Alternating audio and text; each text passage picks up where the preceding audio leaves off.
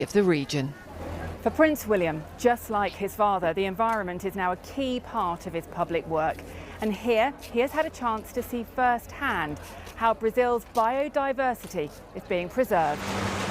Back on the water, the Prince was taken into the mangrove area of nearby Guanabara Bay. The trees and shrubs that make up the mangroves are a protected area of natural beauty.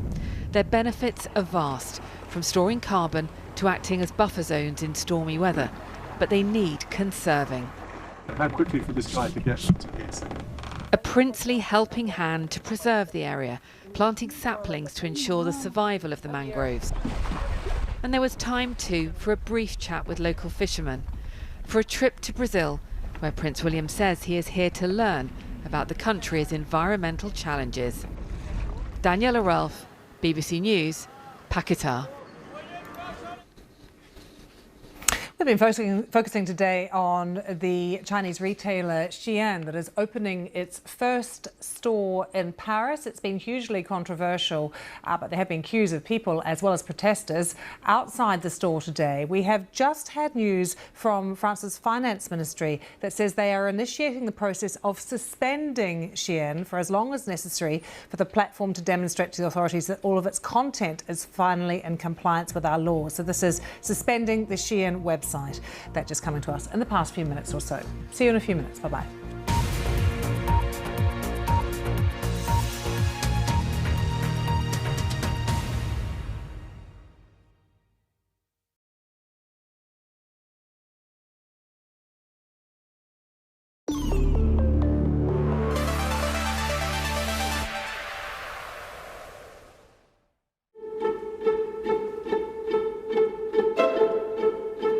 Founded in the 1920s as the research arm of the Bell Telephone Company, Bell Labs became known as the Idea Factory, a place where scientists, engineers and mathematicians were given the freedom to experiment.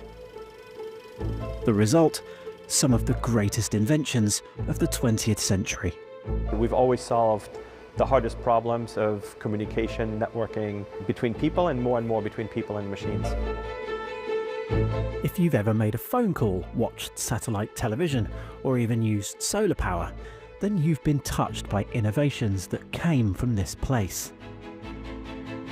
I was given a very special tour of Bell Labs Museum and Archive by lead archivist Ed Eckert.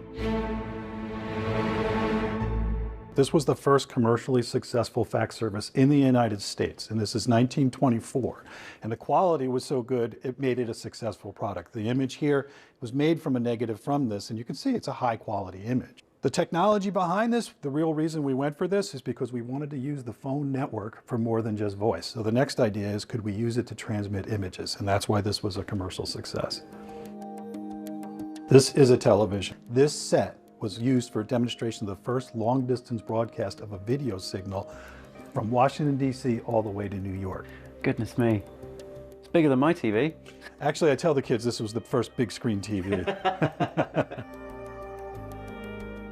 This is the first transistor invented at Bell Laboratories all the way back into 1947. Wow, and without this, so much of modern technology wouldn't exist as we know it. This revolutionized all electronics, and today in your cell phone, typically you might have 15 billion transistors. That's incredible. That's crazy that something so unassuming can be so transformative. This got us one of our 10 Nobel Prizes. But what's Bell Labs cooking up now? One of the wildest concepts under development? Lunar cell networks.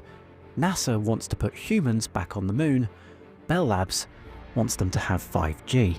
So tell me a little bit about this here. What is it? So this is what we call a network in a box.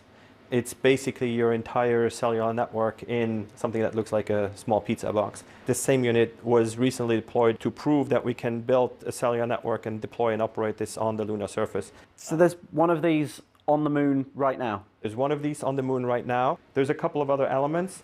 This is what I would call a lunar smartphone. It doesn't have a screen, doesn't have a keyboard because it wasn't intended for astronauts, like this rover that's built by Lunar Outpost. And this is the communication module. Hold it. Yes, of course. Wow. Oh wow, it's quite heavy. That goes into the rover. and it connects to the cameras and the scientific experiments that are on the rover and sends it to the lander, and from there it's transmitted back to Earth. Why do we want a cell phone network on the moon? There are no people there.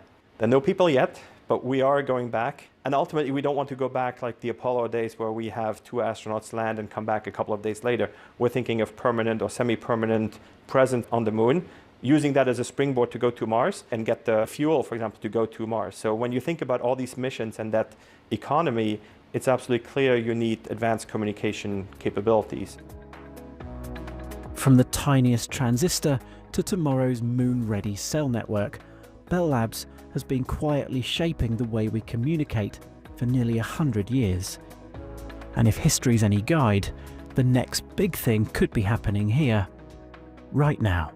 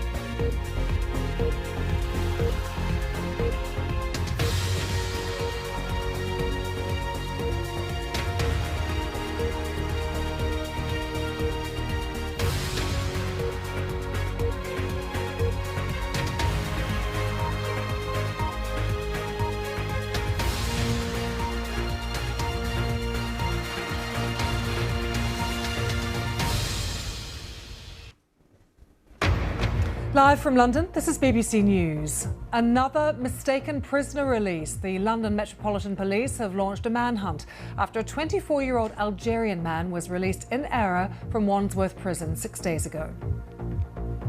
In the first major elections of Donald Trump's second term, the Democratic Socialist Zohran Mamdani wins the New York mayoral race. He'll be the first Muslim to hold the role.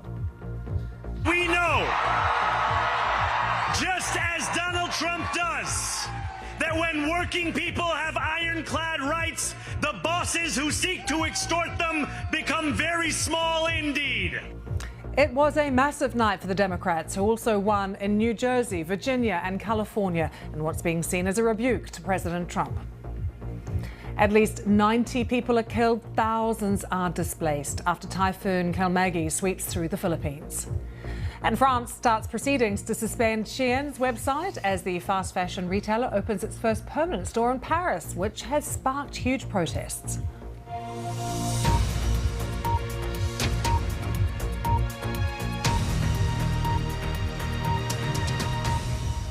Hello, I'm Lucy Hockings. Welcome to BBC News Now. We start this hour with breaking news. A manhunt is underway here in London after another foreign prisoner was mistakenly released from prison.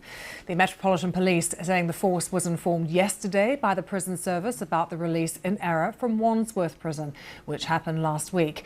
In the last few minutes or so as well, the Deputy Prime Minister David Lammy has said that he is absolutely outraged and appalled by the mistaken release of a foreign criminal wanted by the police. The BBC understands the man is not an asylum seeker. News of the release comes less than 2 weeks after prison officers accidentally let out Hadush Kabatu, a migrant who was jailed in September after he committed sexual offences against a girl in Epping. He was recaptured and put on a flight to Ethiopia at the end of October. Now, the news of this latest incident broke after David Lammy was pressed in the Commons during Prime Minister's questions on whether any asylum seekers had been mistakenly released since Mr. Kabatu last month. Take a listen. I'm going to ask him the question again.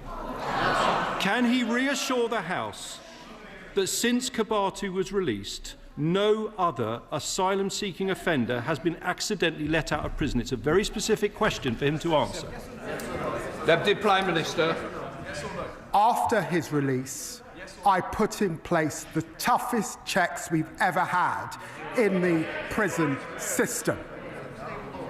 It is important that Lynn Owens is able to get to the bottom of her work. I suspect there'll be more checks and balances we need to do. What we inherited was a complicated system that they set up, letting people out on the sly. That's part of the problem, and we're trying to fix it. Well, much of the news lines that we're getting on the story have come from our senior UK correspondent, Seema Katecha, who is right across this and is with us now. What's the latest that you've been hearing, Seema, about what's happened? Well, I've just been told a couple of minutes ago, actually, that the Deputy Prime Minister and the Justice Secretary, so it's important to remember that he's the Deputy Prime Minister and in charge of prisons, the Justice Secretary, he was informed overnight about the accidental release, so he knew prior to Prime Minister's questions. Prison sources tell me it would have been irresponsible for him to talk about it during PMQs because the details surrounding this case, and I quote, is incredibly complex. I understand it involves multiple agencies and new information regarding the case has been constantly emerging over the last 24 hours. So what can I tell you about this? Well, I found out this morning, just after PMQs, that this had happened. And moments later, the Metropolitan Police, the largest force in the UK, put a statement out confirming that shortly after 1 o'clock yesterday, the prison service informed the police that a prisoner had been released in error from HMP Wandsworth. That's one of the largest Victorian prisons in London. He was apparently mistakenly released a week ago on Wednesday, 29th October. So this is not something that's just happened. It happened a week ago. The prisoner, we understand, is a 24-year-old Algerian man. He is not, and I understand, he is not an asylum seeker. Officers say they're now carrying out urgent inquiries in an effort to locate him and return him back to custody. I understand that if officers are out and about, they're calling it an emergency manhunt, but there are questions as to whether it is when he's actually was mistakenly released a week ago. As you said in your intro, this comes after the accidental release of Hadush Kebatu, who was arrested in London on the 24th of October after a 3-day manhunt. That was when he was accidentally released from HMP Chelmsford, another prison, in error on the 24th of October. What I also know is that when that accidental release happened, David Lammy, the Justice Secretary, Deputy Prime Minister, put extra checks in place to prevent this from happening again. And he described those checks last week as the strongest release checks that have ever been in place. But now there will be multiple questions as to whether those checks actually are as strong as he said they were when it's happened so soon after that accidental So this release. 24-year-old young man who has been released from Wandsworth Prison. Now, that, as you mentioned, a big Victorian prison here in London. Was security at that prison already a concern, Seema? It was, absolutely. I mean, I can tell you that the last inspectorate report actually raised that issue. The last unannounced inspection in 2024 said that the findings suggest that security remained a significant concern. Now, I know from sources who work at that prison that security has been an issue for multiple years. They've described this in very frank terms, saying that it is a really bad storm, but instead of using the word bad, they used a swear word. We also know from that inspection that the report said we found chaos on the wings and staff across most units were unable to confirm where all their prisoners were during the working day. So they didn't know where certain prisoners were throughout the day. That is quite something. But we can also tell you that prisons across the UK at the moment are going through an incredibly bad time. I went in one just over a year ago, and what I saw was really striking. They're overcrowded, there's a lot of violence, there's a lot of drugs, and it really is up to the Justice Secretary, David Lammy, to come in and sort that out, and he has pledged that he will do just that. Seema, great reporting, and I'll leave you to make some more calls. We'll be back to you throughout the day. Let's take you to Westminster and join our political correspondent there, Helen Catt. Helen, firstly, what have we heard from David Lammy, and why was he taking questions in the Commons today? So to take your second question first, he was taking questions in the Commons today because it was Prime Minister's questions, but the Prime Minister is in Brazil at COP, and so it is traditional that someone else stands in for him.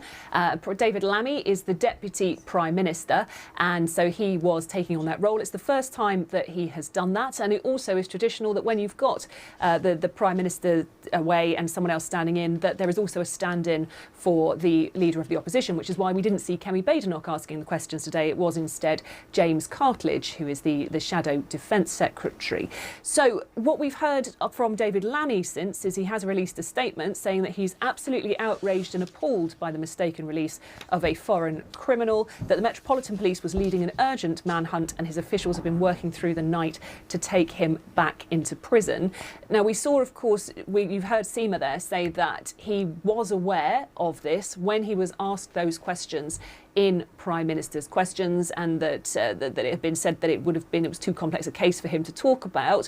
But certainly the question that was being asked immediately in Westminster was, what did David Lammy know? When did he know it? And I think the opposition are probably going to make quite a big moment out of the fact that he did know and he didn't volunteer that information. Certainly there are already calls from the Conservatives and the Liberal Democrats for David Lammy to come back to Parliament this afternoon and explain this further.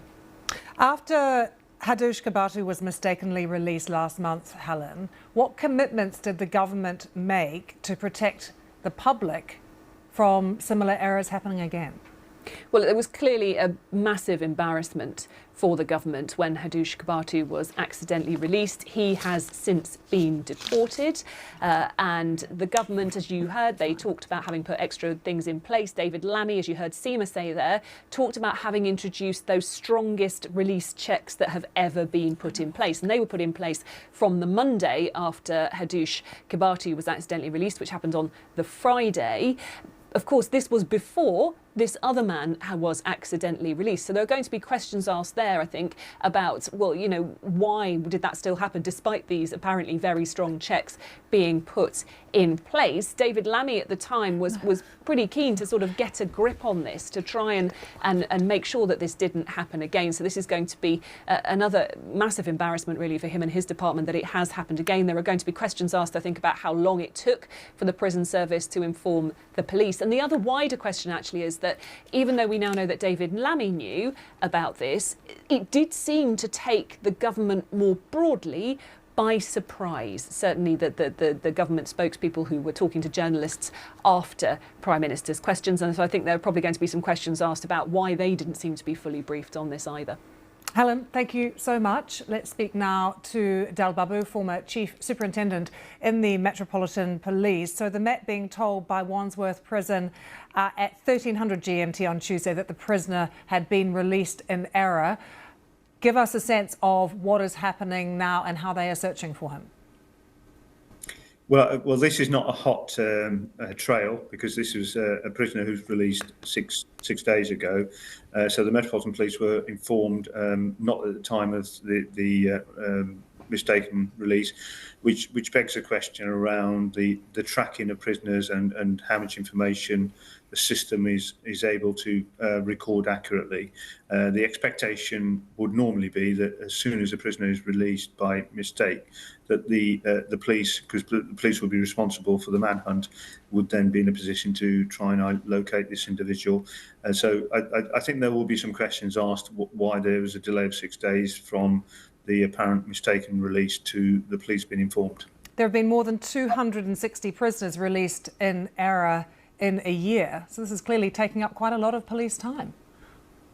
Yes, I mean, it's very, very frustrating for the police if somebody's been arrested, brought to justice, gone through the criminal justice system, and then being given a sentence, to have that person released by error. I think what we're now seeing is Dame Lynn Owens, who was the Deputy Commissioner, the former leader of the National Crime Agency, has been brought in to look at these mistaken releases. And I think this will be a coordinated piece of work across prison services, just to understand why these mistakes are continue to happen. Dal, what is your thought on that? Why do you think these mistakes keep happening? Well, you have very inexperienced staff. You have prisoners who, by their very nature of being in prison, will sometimes be less than honest and will sort of manipulate the situation. So we don't really know. The devil will be in the detail as to why this particular individual was released. From what I understand, were a foreign national. They should have been sent to a deportation centre. So there are some similarities in the previous high-profile release, which caused quite a lot of concern. So I think there will be some questions asked, given that the understanding was that there would be more checks and balances put in place to try and stop this kind of thing happening again. Dal, very good to get your thoughts. Thank you so much for joining us. Dal Babu there. Live page up and running with all the very latest on the manhunt for this 24-year-old Algerian man mistakenly released from the prison in London. Do go on to the BBC News website or the app as well, and we'll keep updating the live page for you. Now, President Trump says the US government shutdown is partly to blame for the outcome of the first major vote since his re-election, which saw the Democrats sweep the board in key races. The most high-profile contest for the mayor of New York saw victory for the young Democratic Socialist Zohran Mamdani. Democrats also winning key governor races in New Jersey and Virginia. Taking a close look at New York, firstly, here he is, the 34-year-old Zohran Mamdani, New York's first Muslim and South Asian mayor and the youngest for more than a century. The Democrats as well flipping the state of Virginia from the Republicans in the race for governor there. Abigail Spanberger, who was backed by former President Barack Obama, will become the state's first female governor.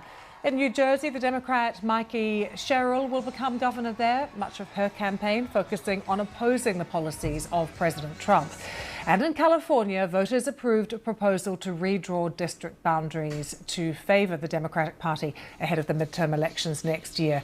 That really mirrored similar moves in Republican-led states. Well, let's hear from President Trump now. This is what he had to say to Republican senators just a short time ago at a breakfast at the White House.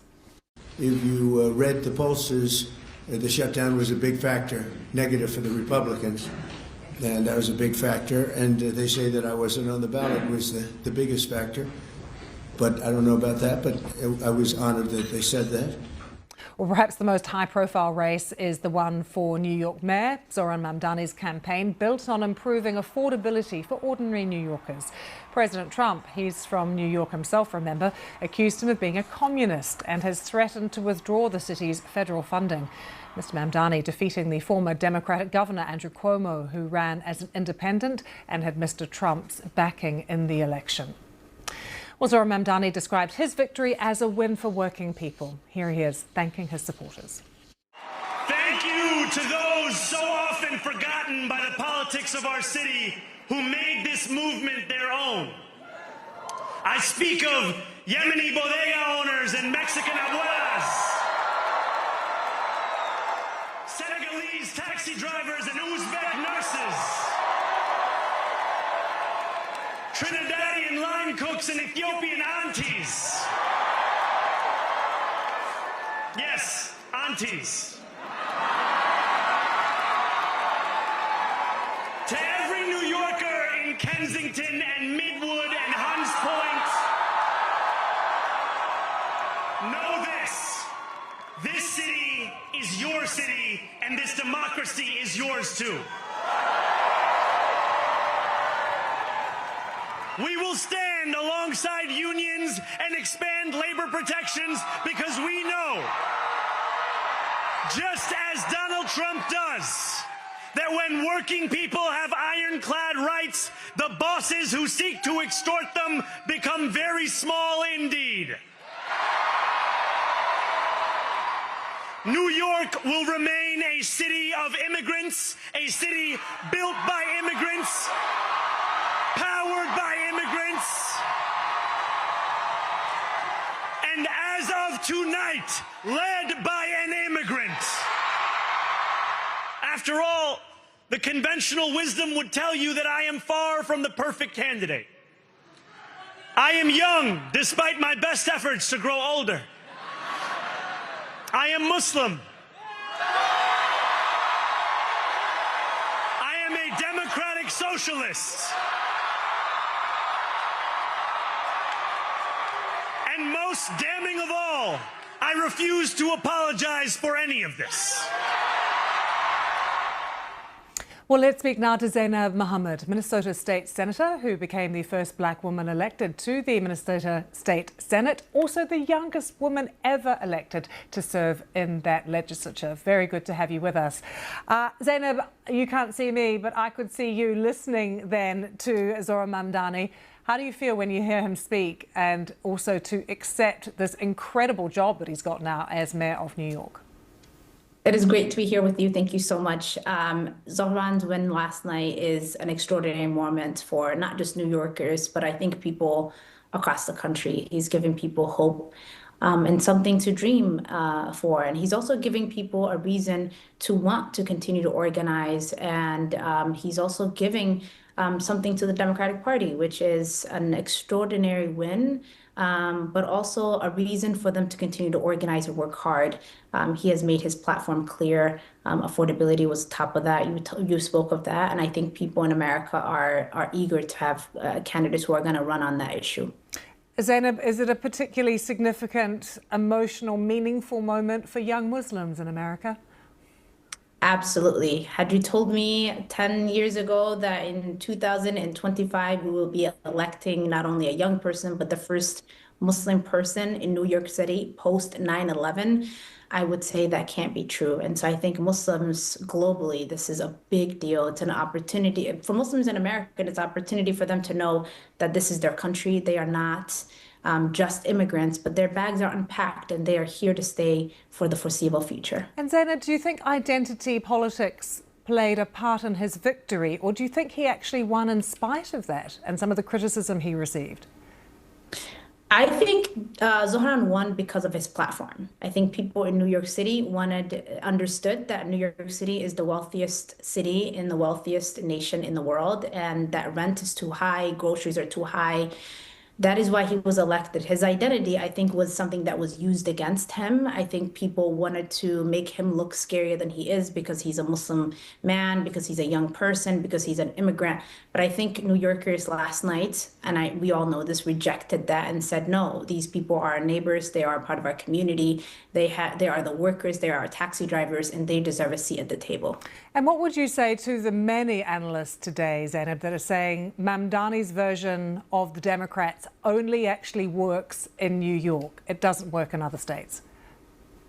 The Democratic Party is a big tent, and our Democratic chair, our new DNC chair, talks a lot about that, Ken Martin.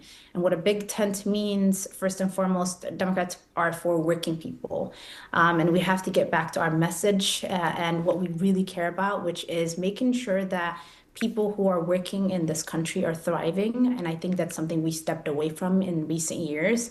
And Zohran is a very good example of why we need to get back to that. People want elected officials who are going to work for them. We know that the Republicans oppose that and oppose affordability. Donald Trump ran on that and is doing the absolute opposite of what he ran on. And I think right now, Democrats have an opportunity to look at what happened in New York City, to look at how Zohran ran his campaign, and to say we have to get back to our roots, and our roots are working people. Zainab, a pleasure to speak to you. Thank you so much for joining us. Zainab Mohammed joining us there from Munich.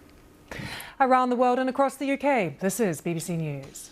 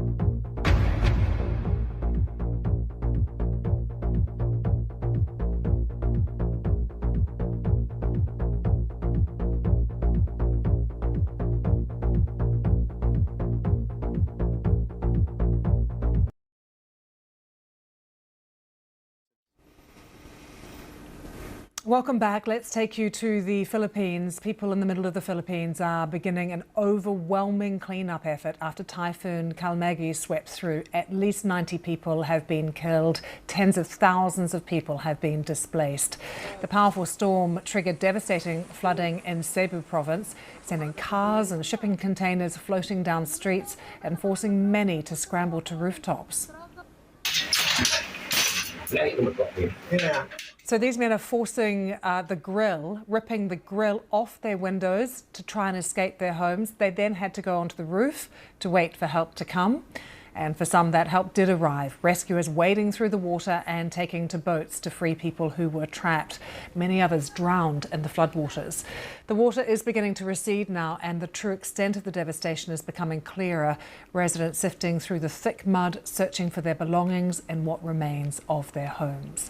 Well, Karen Lema is the Reuters bureau chief in the Philippines, and she has teams on the ground in Cebu. The scale of devastation was just really immense and massive, and a lot of the residents are really in disbelief how this has happened. We've deployed a team on the ground. Soon as the floods receded, we got an idea of how bad the situation was. You've seen homes reduced to rubble, overturned vehicles, streets choked with debris, and this has clearly upended the lives of residents of Cebu province. We've spoken to some of them. Some are not as lucky, some didn't have any homes to return to. Some are trying to scrape, as you said, mud from the home as they begin the cleanup. The disaster agency currently put the death toll at 85, but obviously that number could still rise given that 75 more people are missing. And the figure also included the 6 military personnel who died when their helicopter crashed during a humanitarian mission in northern Mindanao. France's Interior Minister says an anti-terrorism prosecutor is to take charge of the investigation after a car rammed pedestrians and cyclists on an island off western France.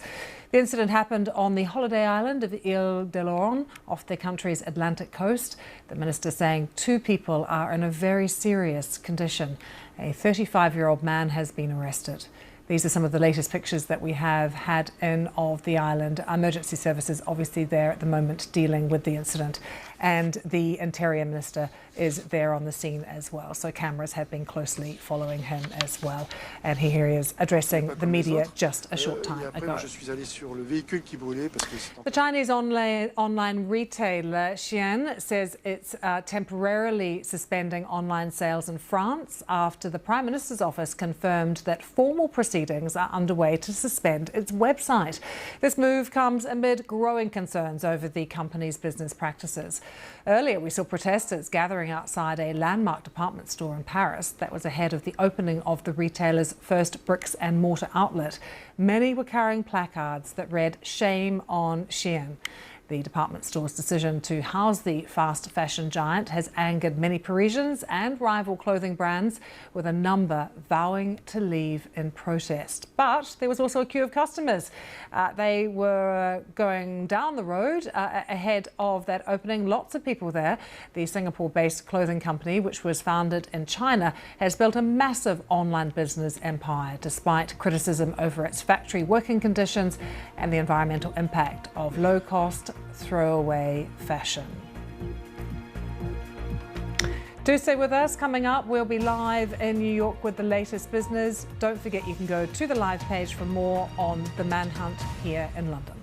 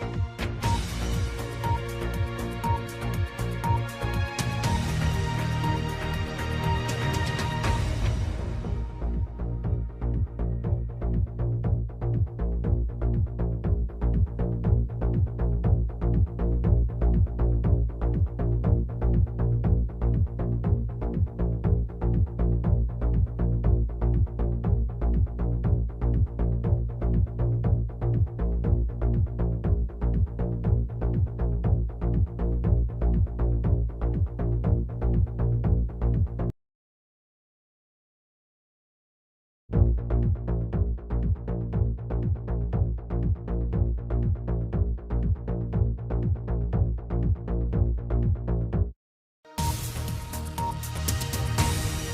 on BBC News, the latest from New York and around the world. Business Today.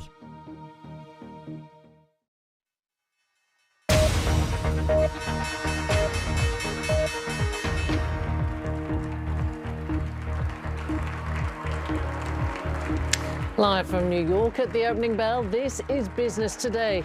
US markets muted as investors pull back from soaring tech stocks, and Wall Street wakes up to a new mayor-elect.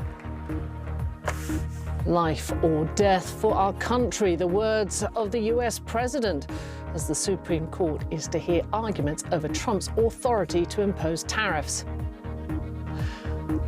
And China confirms it will scrap its 24% tariffs on US goods as Beijing says it will push to reform the international trade order.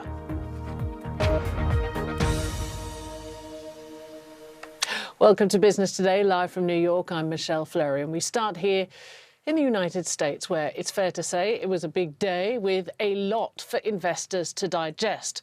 We have a new mayor-elect here in the world's financial capital in New York, who is a self-proclaimed democratic socialist. A now record-long government shutdown, as well as the beginning of a Supreme Court hearing into the legality of President Trump's and de facto the whole of the United States trade tariff policy. And it's also a year to the day since Americans voted Donald Trump into the White House. All of this, of course, as markets continue something of a retreat from AI-driven highs. We're going to have more on the markets in a minute, but first, to what a day it is, a huge day for President Trump's tariff policy. The Supreme Court is set to begin hearing arguments in the next hour over the legality of the way those trade tariffs were imposed. And according to the president himself, the stakes couldn't be higher. Well, as he puts it, literally life or death for our country. The case centres around whether he has the authority to impose sweeping tariffs on imports under a law designed for use during a national emergency. So has Donald Trump's one-man trade war against the world finally met its legal limit? International trade law and policy attorney Timothy Brightbill is trade practice co-chair at Wiley. Thank you very much for joining us, Tim. Great to see you this morning. Oral arguments. What do you think are the odds? Which way is this likely to go? Well, there's no way to predict. I think it's fair to say that this argument, which will start less than 30 minutes from now, is the biggest trade case the Supreme Court has ever heard. And it does go straight to the key constitutional issue of who has the power to impose tariffs, Congress or the president. President Trump says the law that he used, the International Emergency Economic Powers Act, gives him the power to regulate imports, and that includes the power to impose tariffs, including fentanyl tariffs on China, Canada, and Mexico, and reciprocal tariffs on nearly all other countries. The plaintiffs in this case say that Congress has this power and can't delegate this power, and that IEEPA, which has never been used before to impose tariffs, does not include that power or that authority. I mean, if it doesn't include that authority, and if this ruling goes against him, what does that mean, practically speaking? Well, there are two practical implications. First of all, it's critically important because the United States, of course, has already collected hundreds of billions of dollars in tariff revenue. And based on those tariffs, it has now reached reciprocal trade agreements with many of our major trading partners. So a ruling in this case could affect all of those tariffs that have already been collected. And that being said, the president has other laws, other tools in the toolbox. I'm very confident there's a plan B here if the court rules against President Trump. Tariffs are going to be a centerpiece of this administration's economic policy, and I think it's best for businesses and companies to plan on that going forward, regardless of how this case comes out. So tariffs are here to stay in one form or another, sectoral or whatever that might look like. But I want to go back and pick up on something particularly relevant for our viewers, which is what are the implications of a ruling if it goes against the administration for those trade deals that are already done? Because the leverage there was all about the threat of tariffs, and if they can't impose that, then does that mean the other side of the trade deal partners won't live up to kind of the terms of that? No, I think it's likely that most countries that have spent time and effort negotiating these deals with the United States will continue to stand by those. I think it's important for businesses and for industries to have certainty about what's going to happen, about what the tariff levels will be going forward. So I don't expect that countries will back away from these very carefully negotiated reciprocal agreements with the United States in the near future. There would most likely be a refund process for all of those importers that did pay tariffs if the tariffs are struck down. But again, it's a very close question.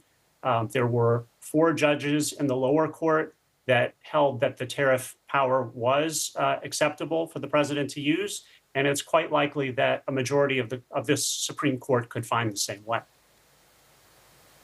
I was going to say, you know, where does this...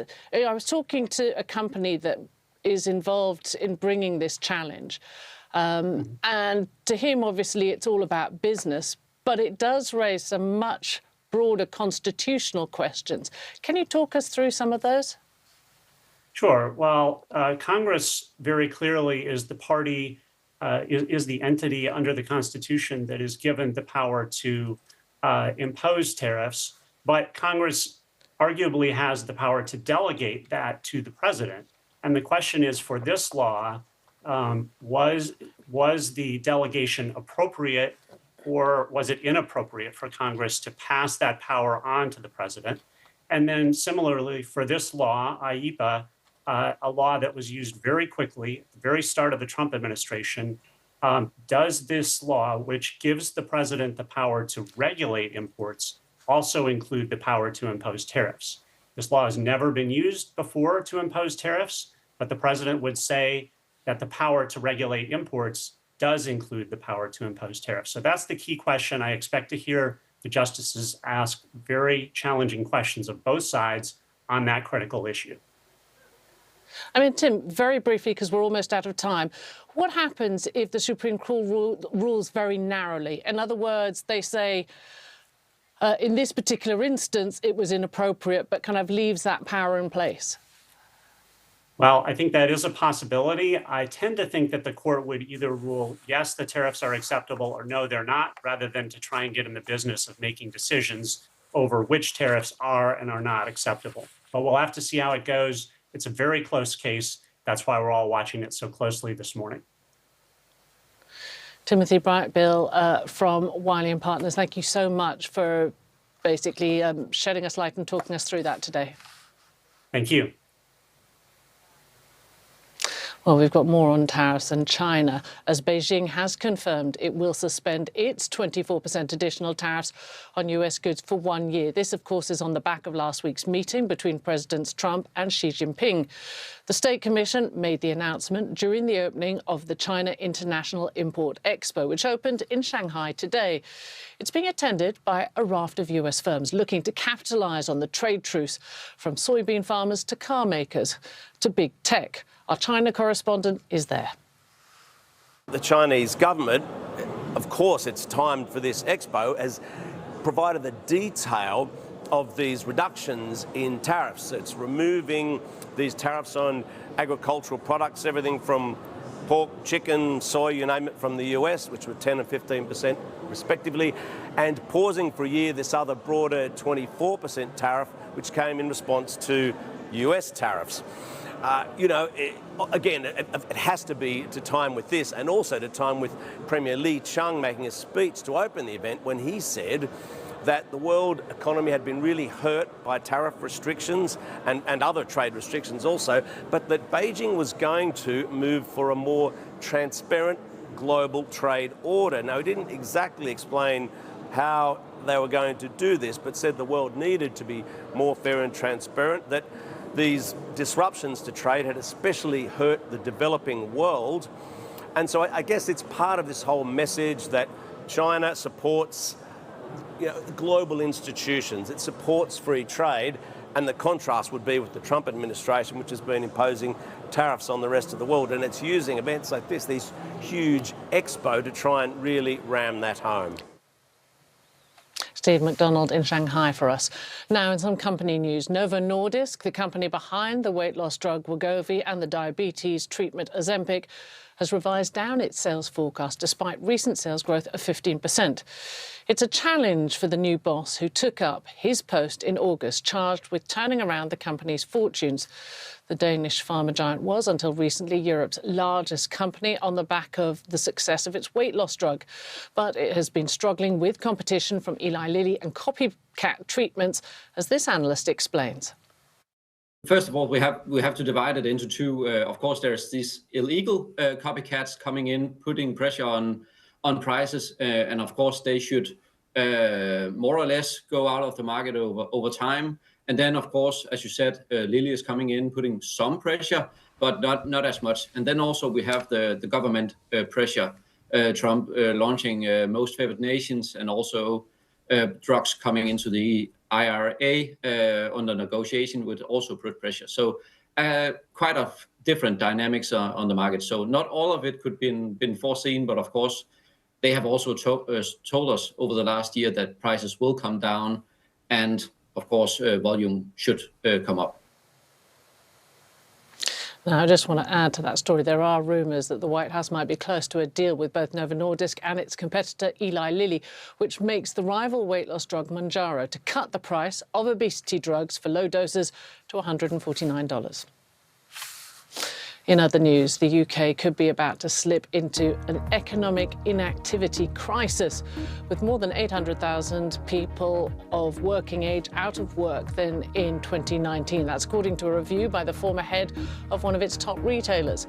So Charlie Mayfield says this figure costs employers an estimated about £85 billion a year. That's around $110 billion in lost productivity and sick pay. And the British retailer Marks & Spencer has reported a massive 55% slide in underlying profits in the first half of this year, a period during which it suffered its worst cyber attack in its history. The hack disrupted supplies to its food stores and also forced M&S to stop selling clothes online for 7 weeks. Finally, online fast fashion giant Shein has opened its first bricks-and-mortar store in the world's fashion capital, Paris. But the decision to open on the 6th floor of prestigious BHV department store has attracted some protests, as the Chinese firm has been accused of environmentally destructive practices and exploitation of its workers. And it's a mixed start here on Wall Street as Wall Street wakes up to a new mayor. Cautious reaction with billionaire Bill Ackman saying he's offering his help. That's it from us. Thanks for watching Business Today. Stay with us on BBC News.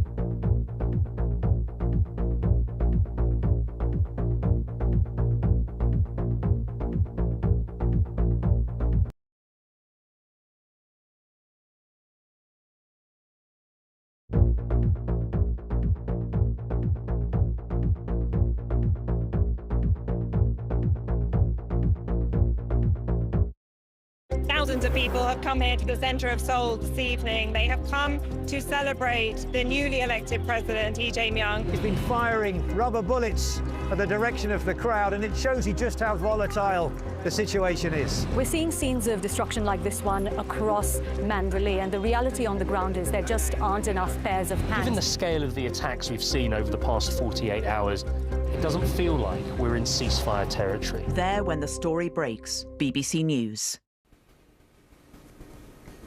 Welcome back. A reminder of our breaking news this hour. A manhunt is underway here in London after another foreign prisoner was mistakenly released from prison. The Met says the force was informed yesterday by the prison service about the release in error from Wandsworth Prison, which happened last week. BBC understands the man is not an asylum seeker. News of the release comes less than 2 weeks after prison officers accidentally let out Hadush Kabatu, a migrant who was jailed in September after he committed sexual offences against a girl in Epping. He was recaptured and put on a flight to Ethiopia at the end of October. In a statement, the Deputy Prime Minister David Lammy says that victims deserve better and the public deserve answers. That is why I have already brought in the strongest checks ever to clamp down on such failures and ordered an independent investigation. This latest incident exposes deeper flaws across the failing criminal justice system we inherited. Investigations will leave no stone unturned to identify these issues so we can fix them. The opposition leader Kemi Badenoch has responded, referring to Question Time in her post on social media, saying Conservative MP James Cartledge asked the Deputy PM 5 times to tell us if another migrant sex offender had been accidentally released from prison. And instead of asking, Lammy lost his temper. Now we read it has happened again, and he has been on the run for a week. This is a shambles of a government. The Liberal Democrats Justice spokesperson Jess Fuller-Brown is calling for the Justice Secretary David Lammy to return to the House of Commons this afternoon to explain why he failed to answer questions on whether another prisoner had been mistakenly released during PMQs. And Leader of Reform Nigel Farage has posted on X, another dangerous criminal is on the loose thanks to Labour. What a total farce. The BBC has found evidence that, just to remind you, actually, I'm just looking at this on my computer as well. There is a live page up and running on the BBC News website with all the latest updates on that manhunt. If you want to keep across the story as well, you can see it here as well. Seema Katecha, our senior UK correspondent, just filed the latest bit of copy around how this accidental release occurred. The BBC has found evidence that a controversial Russian recruitment program has been deceiving young African women into working in a military drone factory in the Tatarstan Republic of Russia. The Alabuga Start program recruits 18 to 22-year-old women from Africa, Latin America and Southeast Asia. It promises to give them professional skills and international experience. But one woman who took part in the program last year told the BBC that she was deceived into building drones, suffered chemical burns and was paid less than she was promised. The program denies the allegations. Our Africa correspondent Maini Jones reports. Alabuga Work and Travel is a program that will help you realize yourself and all your opportunities. Professional skills and international experience. That's what Russia's Alabuga Start program promises young African women. But we've spoken to Adao, a South Sudanese woman who says she was lured to Alabuga by the promise of a full-time job. She asked us not to use her face as she didn't want to be associated with the program. Well, I wanted to work in tech. And I also wanted to touch in fields that is not normally done by female workers. Alabuga provides... Adao landed in Russia in March of last year. After 3 months of language classes, she started work. So right from the beginning, they made you work in a drone factory? Yeah, it felt terrible. I felt so horrible. There was a time even I went back home and I cried I can't believe this is what I'm doing now. Having a hand in constructing something that is killing people, taking so many lives. Yeah. Adao told us she couldn't film in the factory, but a Russian TV station RT broadcast footage of this factory in Alabuga making Iranian Shahed 136 drones. Adao confirmed to us that this is where she worked. The reality of the Alabuga Special Economic Zone is that it's a war production facility. Russia has openly admitted that they are producing and building Shahed 136 drones there in videos that they've released publicly. They boast about the site. Adao says she suffered from chemical burns from working in the factory. She sent us this picture of a co-worker who she says had similar burns. And there were other dangers. In early 2024, a Ukrainian drone struck Alabuga, as shown in this footage, which was verified. It was the farthest Ukrainian drone strike into Russian territory at the time. As I'm walking, I see some people pointing up. So I look up to the sky and I see a drone coming. A career in Alabuga can be... She handed in her notice straight away and had her relatives send her a ticket home. Although the program advertised salaries of up to $600 per month, she got a sixth of that. We set up a fake account to see how easy it was to apply for the program.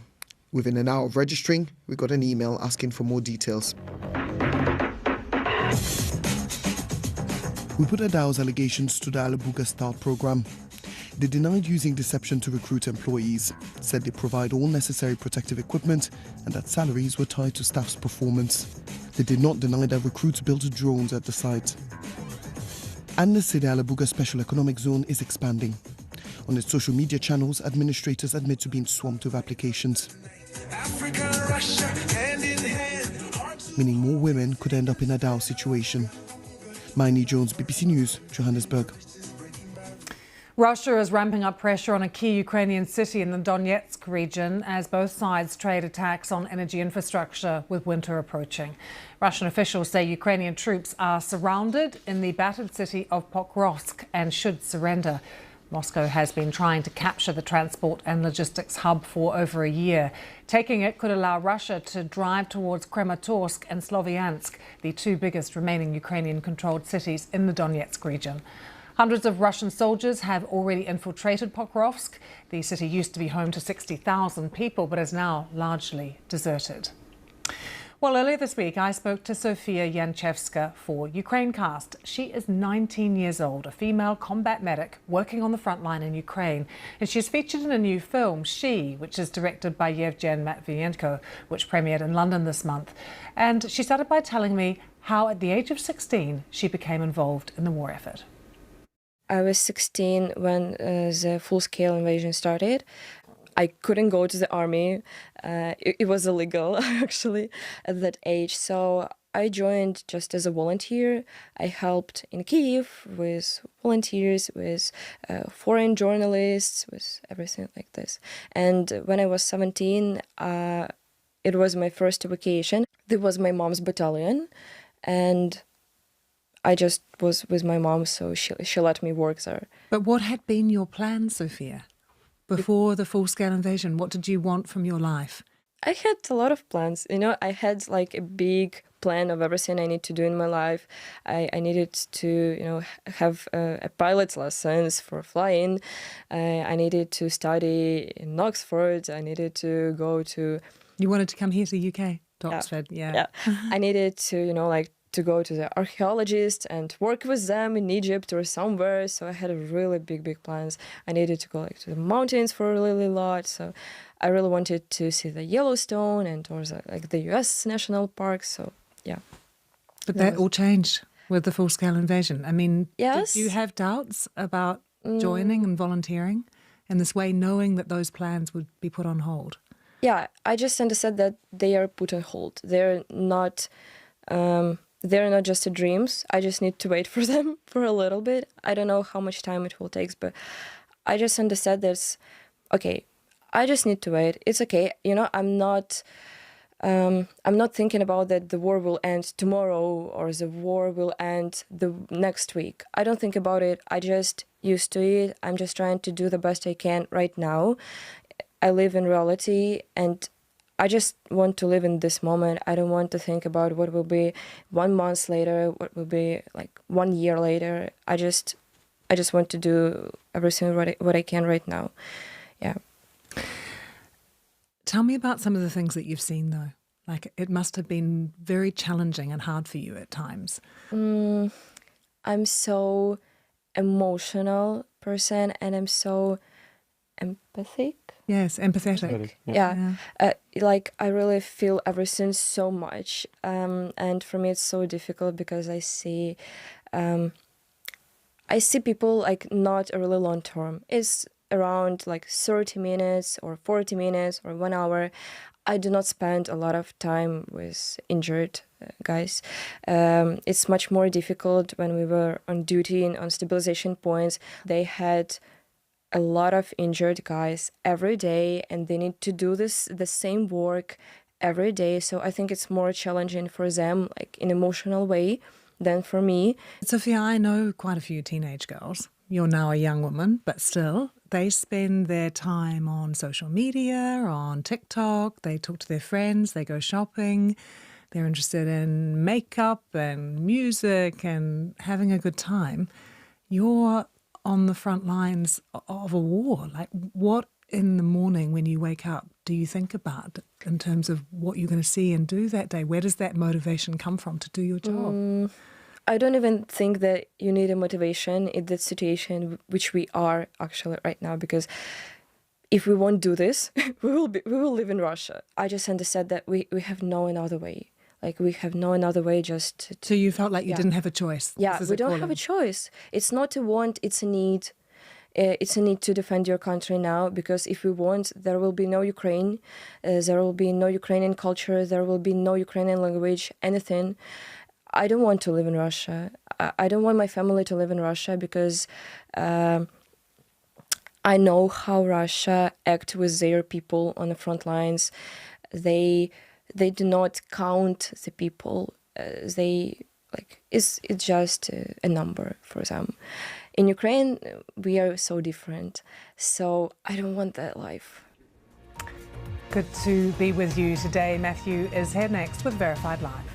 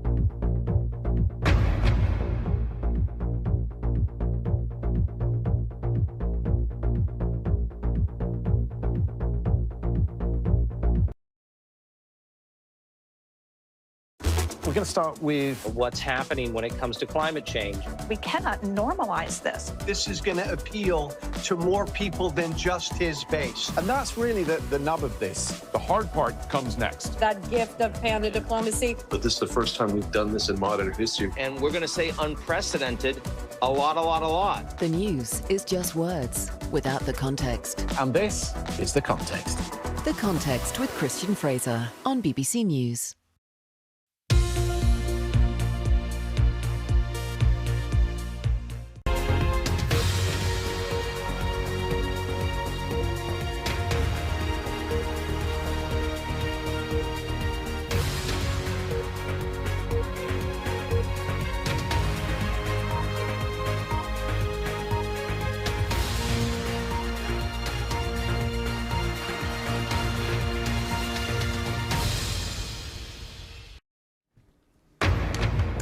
Live from London, this is BBC News.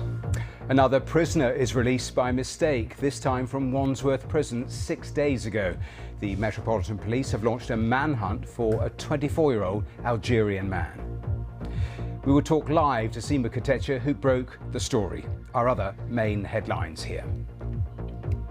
So Donald Trump, since I know you're watching, I have 4 words for you. Turn the volume up. Zoran Mamdani takes on Donald Trump as he's elected mayor of New York on a night Democrats sweep the board in the first major elections of the president's second term. The US Supreme Court is about to start hearing arguments on the legality of Donald Trump's global tariffs. We'll get the latest live. And France starts proceedings to suspend Shein's website as the fast fashion retailer opens its first permanent store in Paris, sparking protests.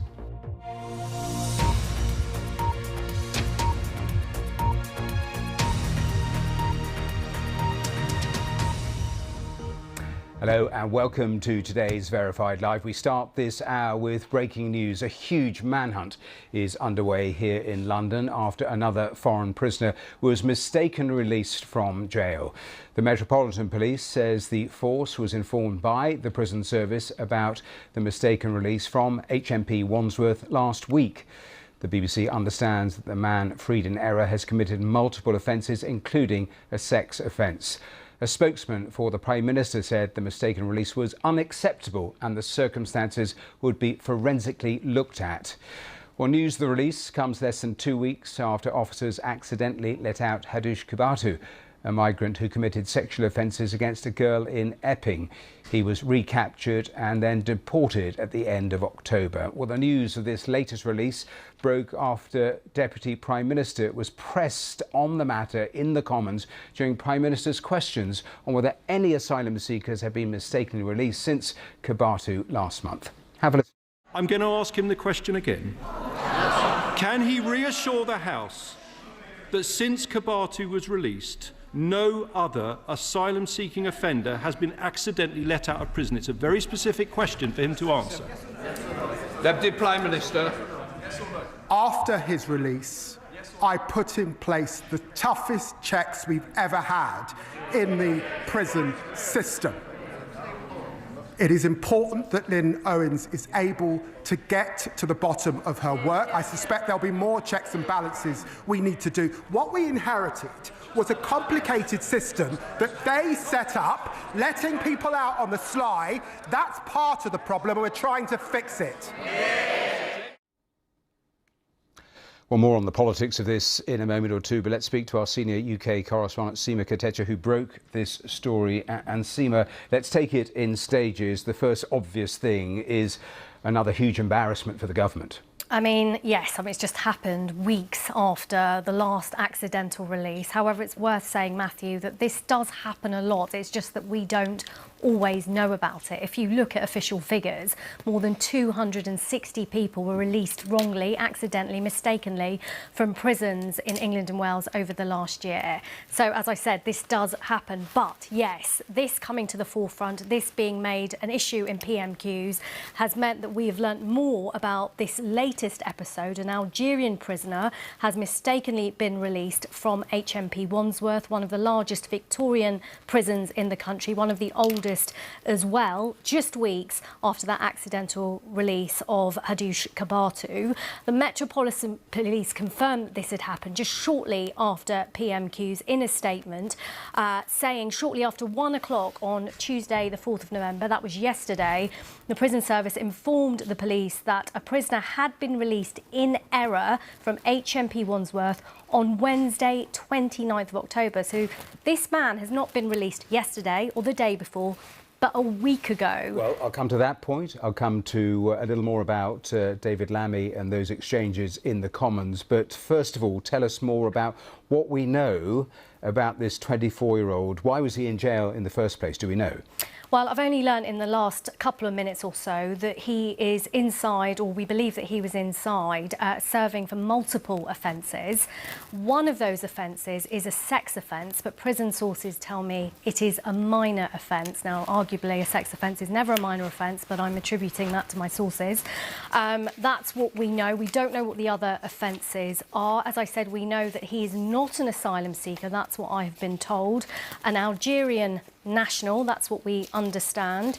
And we also know that after the last episode where Hadush Kabatu was released accidentally, David Lammy, the Justice Secretary, and the Deputy Prime Minister put additional checks in place to make sure that doesn't happen again. And those checks were the responsibility of the duty governor. That's the person who's responsible for the security of prisons. They were given more paperwork to fill out as a result. I've heard from prison officers working in multiple prisons in the country that it's a very bureaucratic process. It has, in some cases, increased their workload.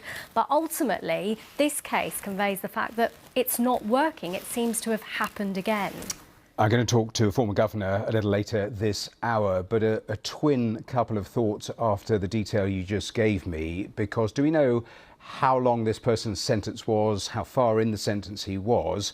And in terms of David Lammy, do we know when he learned of this? Because we saw that Commons exchange. When did he find out about this? Yes, that's right. So I have learnt that he was informed overnight about what had happened. Sources have told me it would have been irresponsible for him to have talked about it in the House during PMQs because of the details of this case have just been emerging. So he wasn't necessarily on top of the detail and felt that it would have been wrong to have spoken about it without knowing what, when, where. I understand that detail is still emerging. They're still trying to find out bits and bobs regarding this case. I understand it's a very complex case with multiple agencies involved. I hope to learn more throughout the day. But as to the man who is not on the run because he was released accidentally, so it would be incorrect to say he's on the run. He was legitimately released. We know, as I said, an Algerian national, and we're still trying to find out a bit more about what he was inside for and how much time he was serving. We know that the Metropolitan Police are looking for him. Just a simple final thought, why haven't they released, or the prison service released, an image of him? Because last time, of course, it was, remember, the public that helped the authorities catch Kabatu. That's a very good question. It's one I've been asking the authorities as well, saying that, you know, could we have a picture and a name of the man that is, you know, been released? But at the moment, they're saying they don't want to do that. But if this continues throughout the day, they might do at a later stage. But yes, it is mind-boggling as to why they're not doing that, because as you say, with the Hadush Kabatu case, it was very much the public that identified where he was and when, and that's how he was arrested and ultimately deported. Seema, thanks very much for now. A lot of new detail there from Seema Kotecha. A little earlier, our political correspondent Helen Catt gave us this update from Westminster and started, of course, with why it was David Lammy who was actually taking questions there in Parliament this week. He was taking questions in the Commons today because it was Prime Minister's questions, but the Prime Minister is in Brazil at COP, and so it is traditional that someone else stands in for him. David Lammy is the Deputy Prime Minister, and so he was taking on that role. It's the first time that he has done that, and it also is traditional that when you've got the Prime Minister away and someone else standing in, that there is also a stand-in for the Leader of the Opposition, which is why we didn't see Kemi Badenoch asking the questions today. It was instead James Cartledge, who is the Shadow Defence Secretary. So what we've heard from David Lammy since is he has released a statement saying that he's absolutely outraged and appalled by the mistaken release of a foreign criminal, that the Metropolitan Police was leading an urgent manhunt and his officials have been working through the night to take him back into prison. Now, we saw, of course, you've heard Seema there say that he was aware of this when he was asked those questions in Prime Minister's questions, and that it had been said that it was too complex a case for him to talk about. But certainly the question that was being asked immediately in Westminster was, what did David Lammy know? When did he know it? And I think the opposition are probably going to make quite a big moment out of the fact that he did know and he didn't volunteer that information. Certainly there are already calls from the Conservatives and the Liberal Democrats for David Lammy to come back to Parliament this afternoon and explain this further. Well, that was Helen Catt at Westminster. Let's go to Wandsworth Prison. Our correspondent Sam Harrison is there for us. And Sam, are you learning any new details there about how this man was actually released? Afternoon. Well, yes, this is yet another prisoner escape. Over 260 over the last year, and this place in particular has been absolutely at the spotlight. We had Daniel Khalif, that high-profile prisoner escape in 2023. And since then, a long string of concerning comments that have been made about this prison. Over a year ago, we had a report here in the spring of 2024 heavily criticising the operation in play here. It said that the prison was overcrowded. Over 80% of the people who have been sent to prison here were sharing their cells with someone else. This is a Category B prison, so a reminder that that's the second highest security alert when it comes to prisons. So potentially a lot of dangerous individuals in this place, and there is that requirement to ensure that the security is there. And this report over a year ago said that it simply wasn't, that £900,000 was invested into security at this place, but despite that investment, the necessary improvements simply hadn't been made, and that report really demonstrated a number of flaws in the security system here.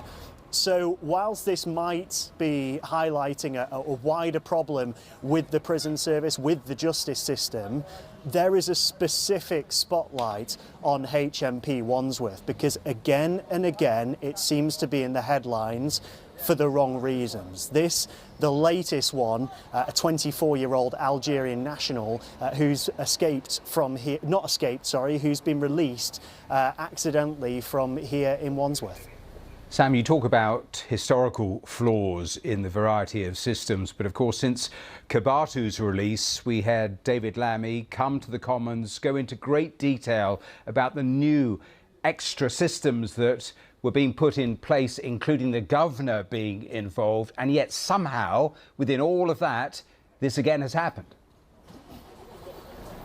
Well, this comes days just after the Kibatu release, which shocked the country really, and David Lammy gave a lot of strong words in response to that. So we did expect a strong response from the government to stop prisoners from being accidentally released, and just days later this is a catastrophic moment for the justice system. Once again a prisoner has been accidentally released. It seems that the flaws that were in place just days ago still could be there, because this is still happening. So shocking news today that yet another prisoner has been accidentally released, again just coming days after we had such strong words from the Justice Secretary saying that change was needed, that change would be coming. Well, it looks like a dark day for the justice system. Sam Harrison there at the prison, thanks very much. You can see it on the screen. We have a live page up and running with the very latest on the manhunt for that 24-year-old Algerian man mistakenly released from prison in London. And you can find that on the BBC website and also the BBC News app. And that is being regularly updated. That news only broke a few hours ago, and new detail being learned all of the time. So we'll return to that story regularly through the course of today's programme. We'll be in the United States next after those sets of elections last night. Some fascinating results, but we'll take a break first. Around the world and across the UK, you're watching BBC News.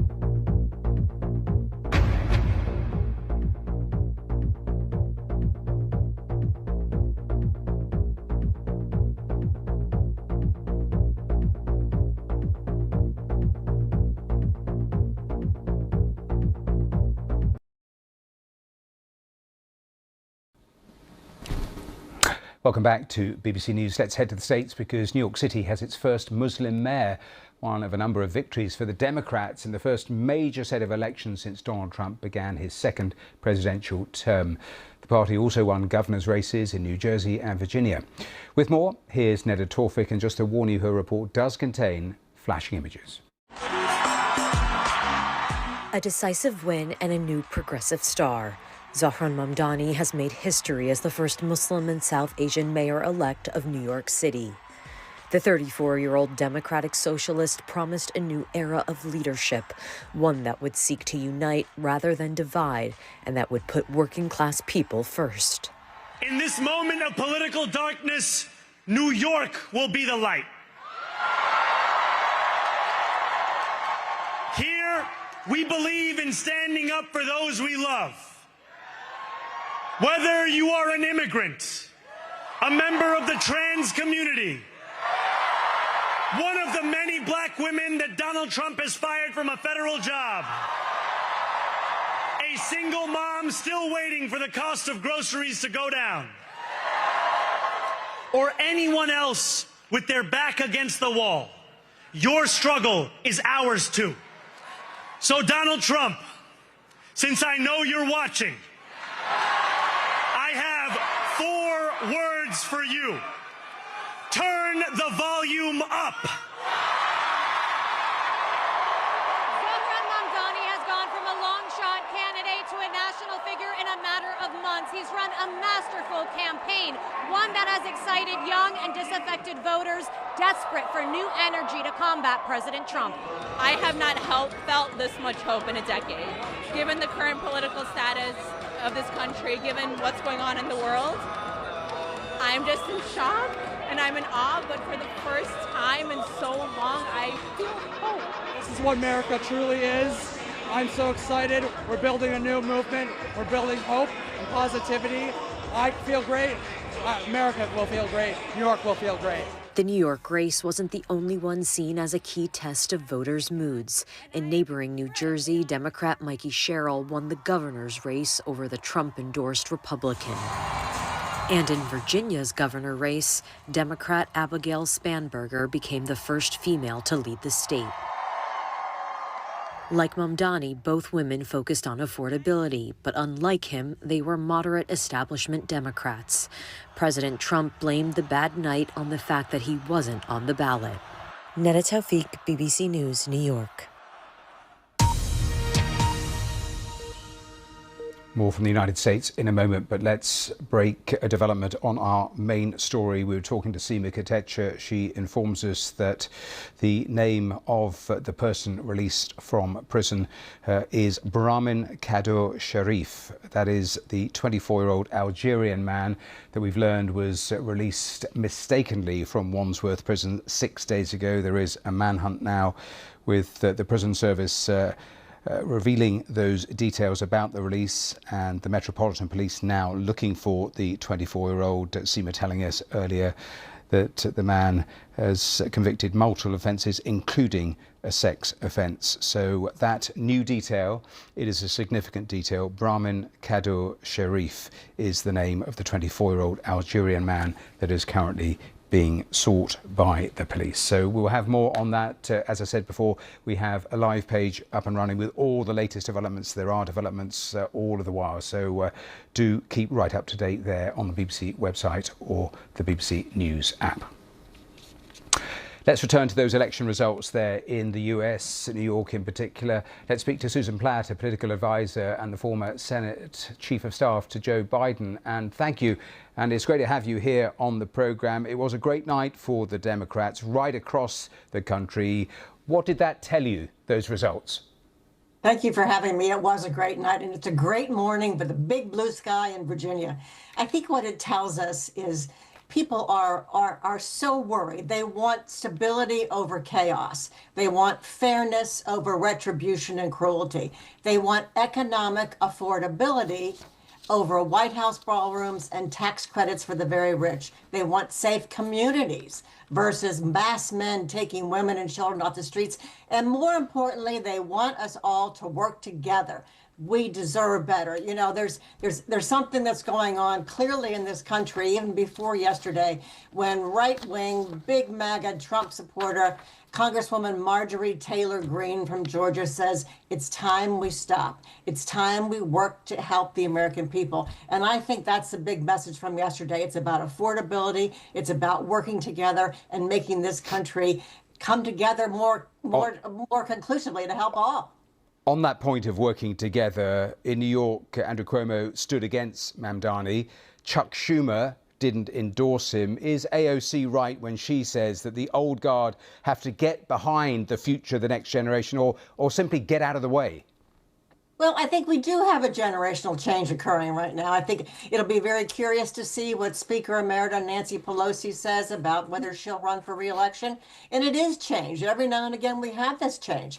We haven't seen margins like this for a Democratic election for governor in Virginia since 1969. The margin is, I think, 15%, and the first of 74 governors to be a woman now. But, you know, it was more importantly than just by the state. It was broader than that. Virginia has 95 counties, and every single one of those counties increased Democratic performance by at least 5 points. Yes. That's a solid message to send to the country. But of course, everyone is looking at these elections, trying to see if there's a template to take on Donald Trump. Going back to New York and Mamdani, as I say, he wasn't universally endorsed by the Democrat Party. There are those who question whether his template would work in, say, right-leaning swing states. Where are you on that? Is this the way to take on Donald Trump, or not necessarily? I think his template is the same as Governor-elect Abigail Spanberger and the same as Governor-elect Mikey Sherrill in New Jersey. It's affordability. It's affordability, understanding, and coming together to solve problems. There may be new ways to solve problems. I don't know that everybody agrees on what those problems are and how to solve them, but we're going to work at it. And I think that's what we need. The country wants us all to pull together. They showed by big margins. And just like Governor Newsom said yesterday, it's not time to agonize, it's time to organize. And that's what Mamdani did, and that's what New Jersey and Virginia and California did. Really, really brief answer, 30 seconds if you could, because the same forces that repelled Donald Trump into the White House, the economy, how people felt, have worked against him in this set of elections. If he fixes that, one of those big drivers does go away, doesn't it, potentially? Well, I think that potentially, yes. But, you know, when you have these tariffs that are hurting the economy, when you have a Congress that's not working, which is controlled by the Republicans, the United States House of Representatives has not been in session for over a month. That's not working for the American people, and the people are taking notice. Susan Platt, great to have you on the programme. Thanks so much for being with us. Thank you. Well, let's stay in the US because it is a huge day for President Trump's tariff policy. The Supreme Court is currently hearing arguments over the legality of the way the trade tariffs were imposed. And according to the president himself, the stakes could not be higher. The case centers around whether he has the authority to impose the sweeping tariffs we've actually seen since April. Let's go to our chief North America correspondent, Gary O'Donoghue, who's there at the Supreme Court. Gary, good to see you. Just set the scene for us, because this is hugely important when they come to actually decide on this.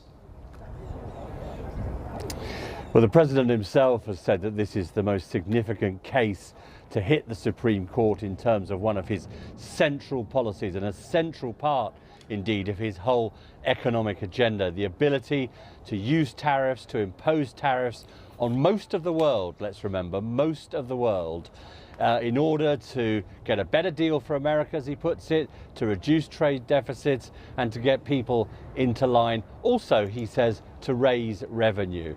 Now, this has bubbled up through the courts, at least two lower courts. One, the International Court of Trade, the US International Court of Trade, unanimously said he didn't have the power to impose those tariffs. A federal appeal court ruled in a majority that he didn't, but allowed the tariffs in place pending this hearing by the Supreme Court. We've been going for about 15 minutes. The Solicitor General, John Sauer, who you've seen arguing many of these cases on behalf of Donald Trump in front of the Supreme Court, making the case that he has broad authority in foreign affairs to do effectively what he likes, and that includes imposing these tariffs. The opposition to that say, look, the powers he's given don't mention tariffs at all, that tariffs are a tax and that taxes are a power specifically reserved to Congress, including commerce and trade. So those are the bases of the arguments. We're going to get about an hour of it today. The plaintiffs who are arguing against the president will get their turn as well. And usually, Matthew, we would expect to wait maybe till next June before we hear the outcome of this. But all the indications are is that the Supreme Court may break with some precedent to some extent and get to a decision on this pretty quickly, because these raise not just questions of legislative interpretation, is the president operating within the law, but also the constitutionality of those separation of powers between the executive and Congress. Massive questions, massively important for the president's agenda. A twin final thought then, your assessment on the consequences if he wins or if he loses. And also, it's worth pointing out that Donald Trump has packed the Supreme Court on a lot of the big decisions. They have tilted towards him, haven't they, historically? They have. He's got 3 of his own picks on the Supreme Court from his first term in office. They have delivered, in many cases, in favour of the things he's wanted. They are going to hear some more significant cases.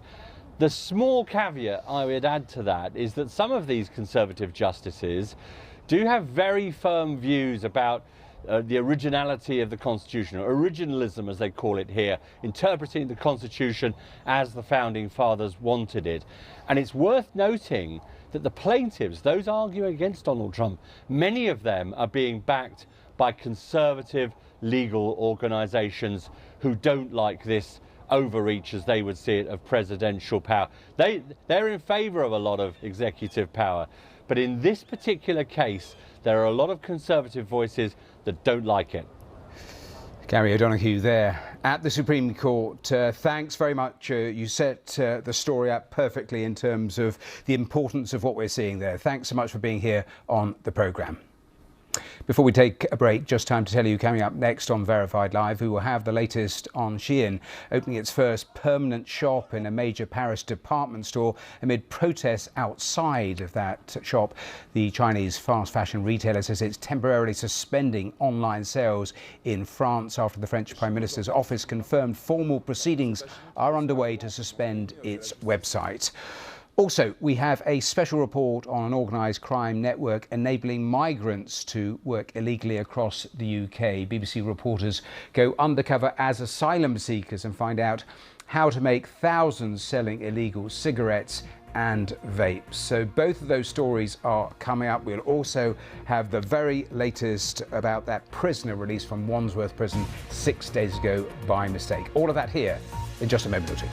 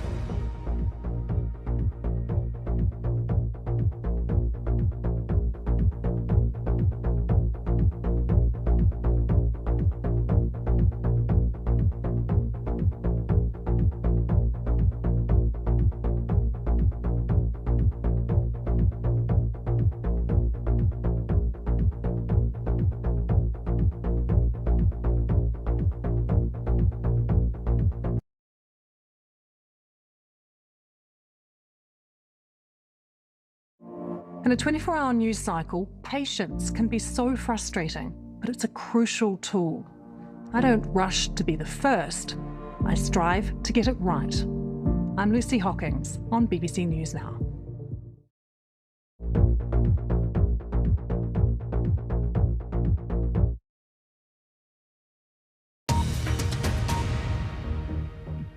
Welcome back to BBC News. Let's turn to our main headlines here. Another prisoner is released by mistake, this time from Wandsworth Prison 6 days ago. The Metropolitan Police have just named the prisoner as Brahim Kaddour Sharif after they've launched a manhunt for the 24-year-old Algerian man. So Donald Trump, since I know you're watching, I have 4 words for you. Turn the volume up. Zohran Mamdani takes on Donald Trump as he's elected mayor of New York on a night Democrats sweep the board in the first major elections of the president's second term. France starts proceedings to suspend Shein's website as the fast fashion retailer opens its first permanent store in Paris, sparking protests. Searchy, BBC News. And a BBC investigation exposes a Kurdish organised crime network that enables migrants to work illegally at mini-marts across the UK. Well, let's go straight back to our main story, that breaking story. A manhunt is currently underway here in London after another foreign prisoner was mistakenly released from prison. He has been named in the last few minutes as 24-year-old Brahim Kaddour Sharif. The Metropolitan Police says the force was informed yesterday by the prison service about the release in error from Wandsworth Prison, which happened last week. The BBC understands that Brahim Kaddour Sharif is not an asylum seeker. He most recently appeared at Westminster Magistrates Court in September on a charge of failing to comply with sex offender requirements. Well, news of the release comes less than 2 weeks after prison officers accidentally let out Haddouche Kibatu, a migrant who was jailed in September after he committed sexual offences against a girl in Epping. He was recaptured and deported at the end of October. Let's go straight back to Westminster and to our political correspondent Damien Grammaticus. And Damien, another really hugely embarrassing story for the government, but just take me through then the various political reaction there's already been. Yes, well, embarrassing because of the way this came out, Matthew, which was at Prime Minister's questions, the Justice Secretary, David Lammy, standing in for the Prime Minister who's away in Brazil. So that is routine, but he appeared to be caught off guard by the questioning from the Conservative side, from the Shadow Defence Secretary, who happened to be standing opposite.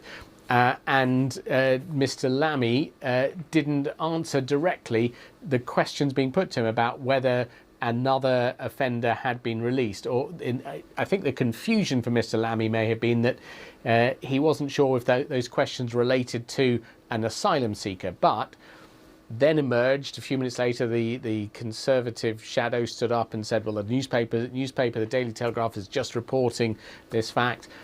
So the sort of mess around the way the government, that this came out, has left the government on the back foot. And, of course, in the light of all of those events of a couple of weeks ago, as you were just saying, Haddouche Kibatu, who was an asylum seeker, who was released early. He'd just been jailed for sex offences and then was deported back to Ethiopia. Now we have another case. This is not an asylum seeker in this case, but is a foreign national who was mistakenly released from prison. So the sense of the government sort of scrambling to catch up with the information that was coming out is what I think is most damaging here. And now we have the Conservatives and the Liberal Democrats both saying that David Lammy should come back to the Commons and explain what his department knew and when. Yes, tell me a little more then about the political reactions since PMQs, because as you rightly say, Kemi Badenoch has been talking about it, the Liberal Democrats, Reform's leader as well. Yes, so Kemi Badenoch, the Conservative leader, saying that 5 times this question was asked of David Lammy at Prime Minister's questions, and she says it wasn't answered directly. The Liberal Democrats, they're saying that it would be laughable if the situation weren't so dangerous, and he says the government must address the rise in accidental releases which has persisted for too long. David Lammy says that following that other case 2 weeks ago, he's brought in new processes, but his Conservative shadow in charge of overseeing Home Affairs, Chris Philp, has said that clearly those measures haven't been working because in this case we had another release. Now, these releases are fairly common. You were hearing earlier that 260, I think, in the last year. But the Shadow Home Secretary, Chris Philp, he said that this is shocking. Once again, he says Labour government has mistakenly allowed a foreign criminal to be released from prison. David Lammy, we understand, his department was informed about this in the last night.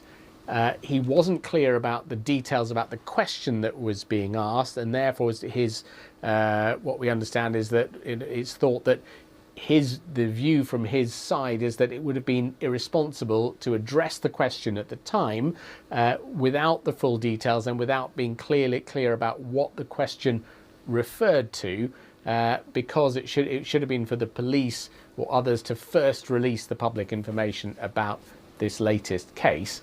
But David Lammy says that his officials are working hard with the police since last night to try to rearrest this individual and bring him back into custody.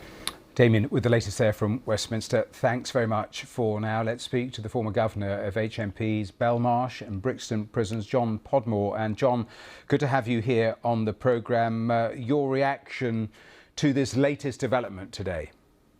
Well, it's a complete and utter shambles. As you reported, releases in error are not uncommon, and I think, yes, you reported, about 260 last year. But David Lammy has said he has put in place robust processes to stop this happening. Well, clearly, it hasn't happened. But we should remember that these releases in error are a symptom of a wider, complete breakdown of the prison and probation service. The service is failing by every measure. Yes, it's releasing people when they shouldn't. It's also keeping people in who should have been released. But drugs are easier to get than toilet paper. We've got organised crime. We've got people coming into prison without a drug habit and being released with one, and many thousands of pounds worth of debt. We've got mass solitary confinement. We've got no education and training.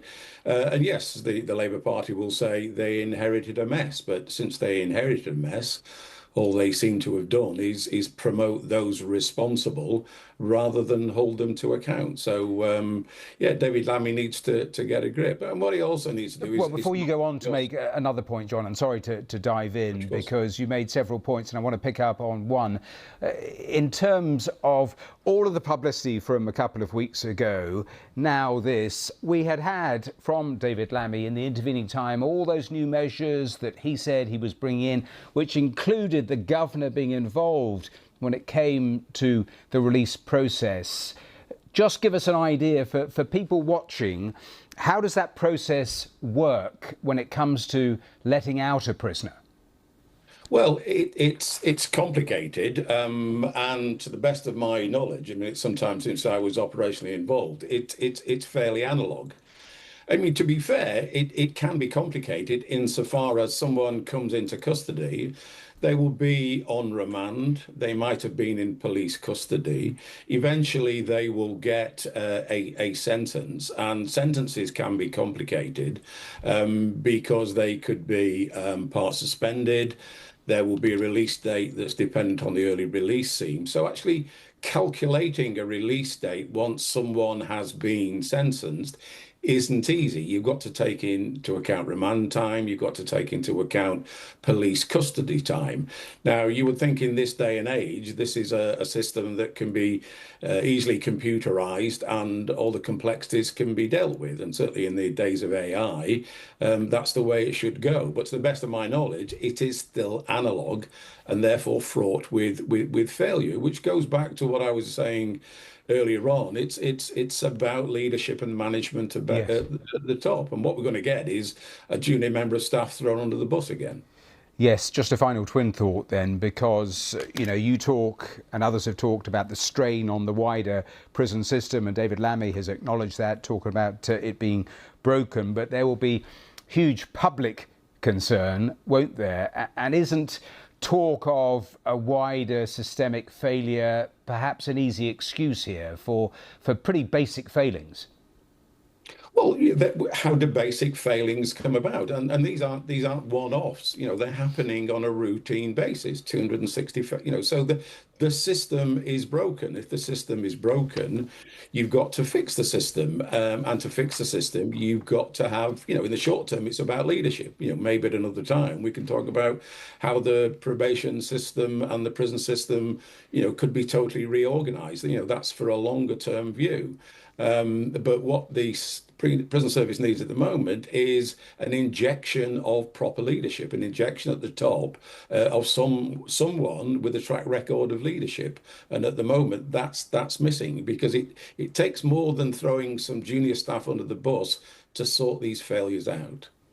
John Podmore, great to talk to you. Thanks so much for joining us here on BBC News. Thank you. Well, more on that story as we get it. Let's turn to what is happening in Paris. The French government says it's begun the process of suspending the Chinese online retailer Shein's website. In France, it follows political outrage in the country over the sale of childlike sex dolls on the site. A statement from the Prime Minister's office says the website will be suspended until it can demonstrate that all the goods it sells comply with French laws and regulations.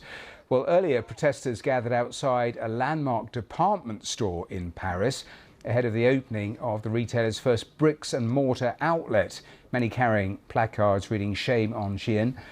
The BHV department store's decision to house the fast fashion giant has angered many Parisians and rival clothing brands. Well, a queue of customers also formed ahead of the opening. The Singapore-based clothing company, which was founded in China, has built a massive online business despite criticism over its factory working conditions and the environmental impact of low-cost throwaway fashion. Well, that is the backdrop. Let's head straight to Paris, straight to our correspondent Hugh Schofield. And Hugh, the opening of this store has caused quite a stir, hasn't it? It has indeed. We're standing here and there's still a queue of, 100 to 200 people there waiting to get in. And on the other side of the road, there are protesters, there are bypassers. It's now end of working day, cyclists going by, a lot of them shouting, "Honte à vous," shame on you, to the customers. So you can see how it's divided opinion. There are the people who want to shop here, who think that Shein is offering them a reasonably priced way of getting access to fashionable clothing. And then there are the others, the politicians, the environmentalists, the rival labels, brands, who are furious because for them Shein represents all that is bad in this deregulated modern world. And anyway, we've been out this morning sampling opinion. I was mainly ashamed, actually, to see that the first physical shop in the world would be in Paris. I'm a fan of Shein. I think it's quite cool. Like, you can buy anything from Shein. I'm not a big fan. I love the French underrated designers. There are so many. I know some friends too. Well, just a few thoughts. Hugh, a twin thought, because fast fashion, we saw all of those protesters, but they must be doing well if they're opening stores there in France. So a thought on that, but also tell me more about what the Paris prosecutor's office is also saying. Well, on the first question, the background to this is the crisis in retail. Big department stores like BHV, a landmark, historic institution, is in deep trouble. So for it, getting Shein in is a way of relaunching itself, maybe getting young people back into town centres to shop because they're not shopping here anymore. So for BHV, for Shein, it's a win-win situation. Shein gets a lovely kind of bit of publicity and a shop front in the centre of Paris, and BHV, it hopes, will get people back shopping in the city centre. On this other matter, this is all linked to the sort of secondary story, but which is linked, about these childlike sex dolls, which has caused a big stir. They are sold by a third party, not by Shein, but on Shein's marketplace website. And there's a lot of performative reaction to this today, with the government saying it's going to suspend the website, but it's not going to end Shein's presence here, and it's not going to be a permanent block on the Shein website. What both sides are doing is reacting. Shein saying we're going to clear up our act, don't worry. The government is saying tut tut. Hugh Schofield, live for us there in Paris. Thanks very much. Before we take a break, let me just tell you we have that BBC investigation story coming up, undercover reporters exposing a Kurdish organised crime network. So that story is next here. Around the world and across the UK, you are watching BBC News.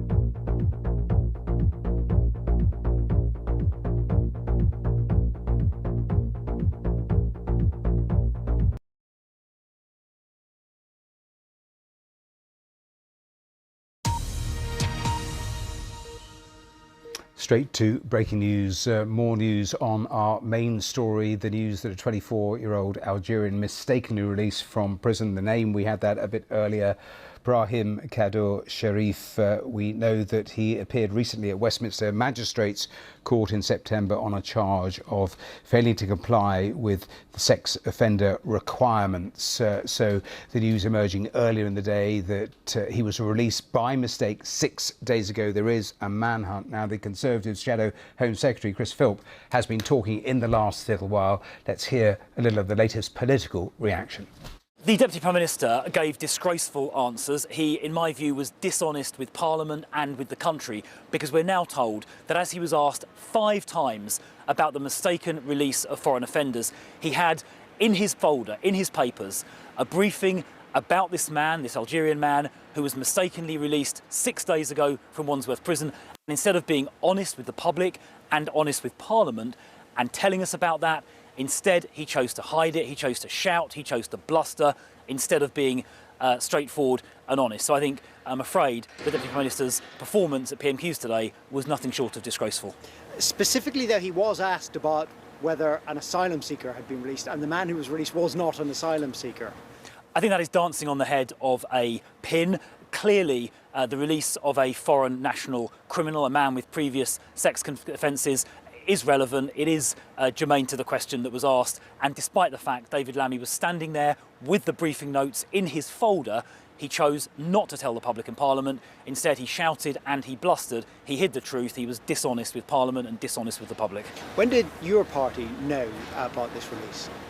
I'm afraid I don't know exactly when we found out about that. I'm not even sure we knew for certain at all. I'd have to ask one of my colleagues to find out. I'm afraid I just don't know. The Labour government has been in office now for nearly a year and a half. They are responsible for running our prison system. They have presided over this mistaken release of an Algerian man with previous sex offence convictions. They presided over the mistaken release of Hadish Kabatu, the Ethiopian child sex attacker. There is an alternative path we could take. We could come out of the ECHR, and that would enable us to deport every single foreign criminal as soon as their sentence ends. But the Labour government is too weak to do that. Well, Chris Philp there talking and saying it was unacceptable what David Lammy has put forward as his explanation for his answers there in Parliament at PMQs earlier. Later on in the programme, we'll play you that full exchange, the 5 questions that was asked of the Deputy Prime Minister on that issue. So we'll have that coming up a little later in the programme and any further developments. Now, the Home Office says it will look into the findings of a BBC investigation which exposed a Kurdish organised crime network that enables migrants to work illegally at mini-marts across the UK. Undercover reporters posing as asylum seekers were told how to take on a shop and make thousands of pounds by selling illegal cigarettes and vapes. Here's our UK editor, Ed Thomas. For months, we've been undercover inside a Kurdish high street crime network. We've uncovered a hidden world of ghost directors, tax evasion and illegal working. This is where we started. Top Store, a high street mini-mart in Crewe. Inside, our undercover journalist, posing as an asylum seeker. He's here to meet this man, Serchi. He's Kurdish and says his asylum claim has been refused.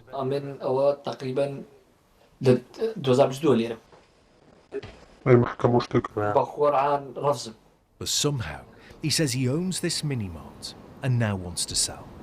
£18,000 cash out of sight of authorities.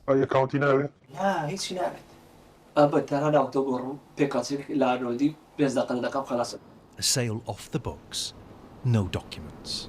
And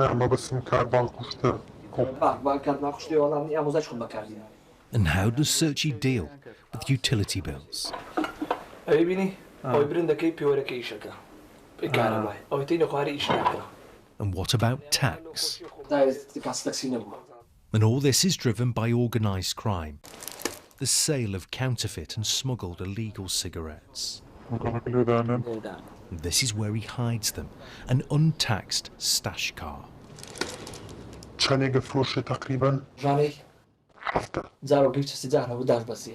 And here are some of those paying customers. Teenagers. Hello. Hi. How are you? As Serchi admitted, he sold vapes to children. And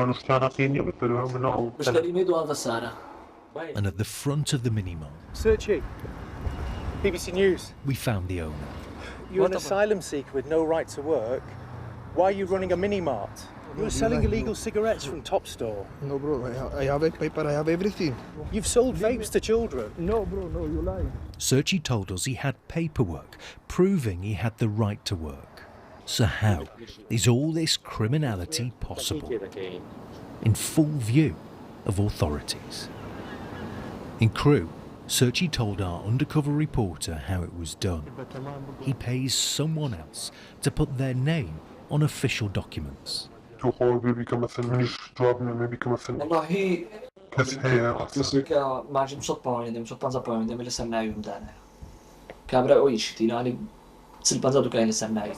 high street sham exposed. Ghost directors, people with the right to work, paid to hide the criminality.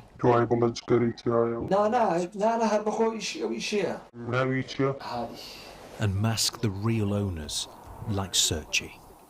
So we went undercover inside the network linked to these ghost directors. We visited 15 mini-marts. Most sold illegal cigarettes. Thank you, bud. Thank you very much. And in Blackpool, this worker, an Iraqi Kurd, told us he left an asylum seeker hotel to go full-time in the mini-mart.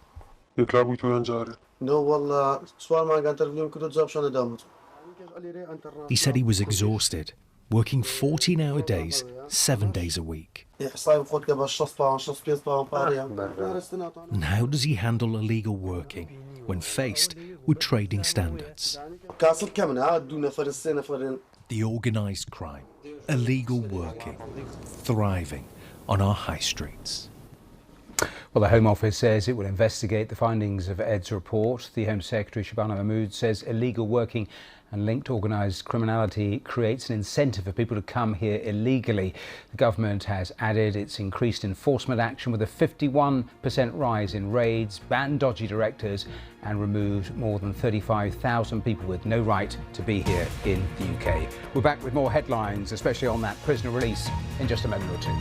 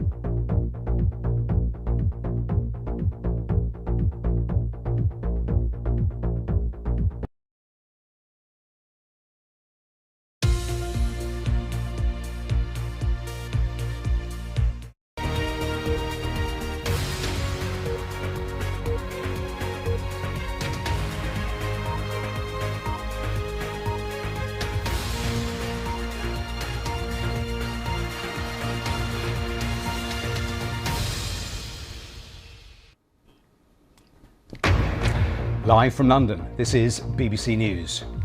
Another prisoner is released by mistake, this time from Wandsworth Prison 6 days ago. The Metropolitan Police have named the prisoner as Brahim Kadur Sharif after they launch a manhunt for the 24-year-old Algerian. After PMQs, where David Lammy was asked about the issue, there's now a growing political row on what the Deputy Prime Minister said. Our other main headlines. So Donald Trump, since I know you're watching, I have 4 words for you. Turn the volume up. Zohran Mamdani takes on Donald Trump as he's elected mayor of New York on a night Democrats sweep the board in the first major elections of the president's second term. The US Supreme Court is hearing arguments on the legality of Donald Trump's global tariffs. We'll get the latest live. France starts proceedings to suspend Shein's website as the fast fashion retailer opens its first permanent store in Paris, sparking protests.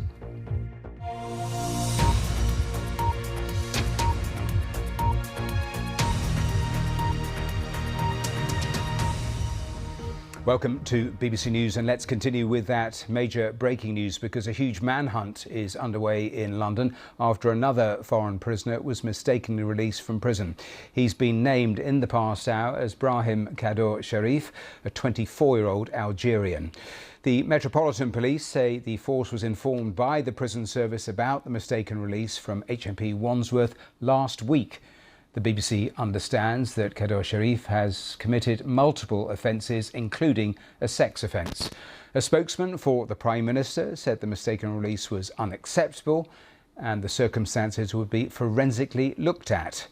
Well, news of the release comes less than 2 weeks after officers accidentally let out Hadush Kibatu, a migrant who committed sexual offences against a girl in Epping. He was recaptured and deported at the end of October. Well, the news of this latest release broke after the Deputy Prime Minister was pressed in the Commons during Prime Minister's questions on whether any asylum seekers had mistakenly been released since Kibatu last month. Have a listen to the exchange. I'm going to ask him the question again.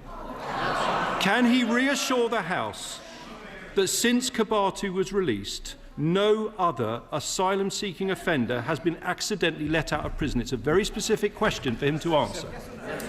Deputy Prime Minister. After his release, I put in place the toughest checks we've ever had in the prison system. It is important that Lynn Owens is able to get to the bottom of her work. I suspect there'll be more checks and balances we need to do. What we inherited was a complicated system that they set up, letting people out on the sly. That's part of the problem, and we're trying to fix it. Well, our senior UK correspondent Seema Kotecha told me a little earlier this is another huge embarrassment for the government. It's just happened weeks after the last accidental release. However, it's worth saying, Matthew, that this does happen a lot. It's just that we don't always know about it. If you look at official figures, more than 260 people were released wrongly, accidentally, mistakenly from prisons in England and Wales over the last year. So, as I said, this does happen. But, yes, this coming to the forefront, this being made an issue in PMQs, has meant that we have learnt more about this latest episode. An Algerian prisoner has mistakenly been released from HMP Wandsworth, one of the largest Victorian prisons in the country, one of the oldest as well, just weeks after that accidental release of Hadush Kibatu.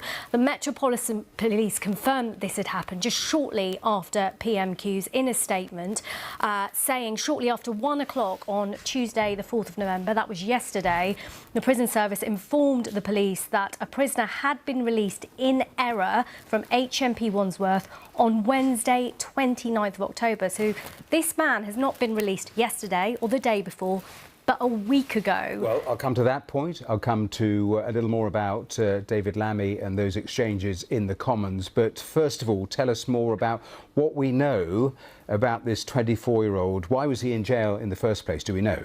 Well, I've only learned in the last couple of minutes or so that he is inside, or we believe that he was inside, serving for multiple offences.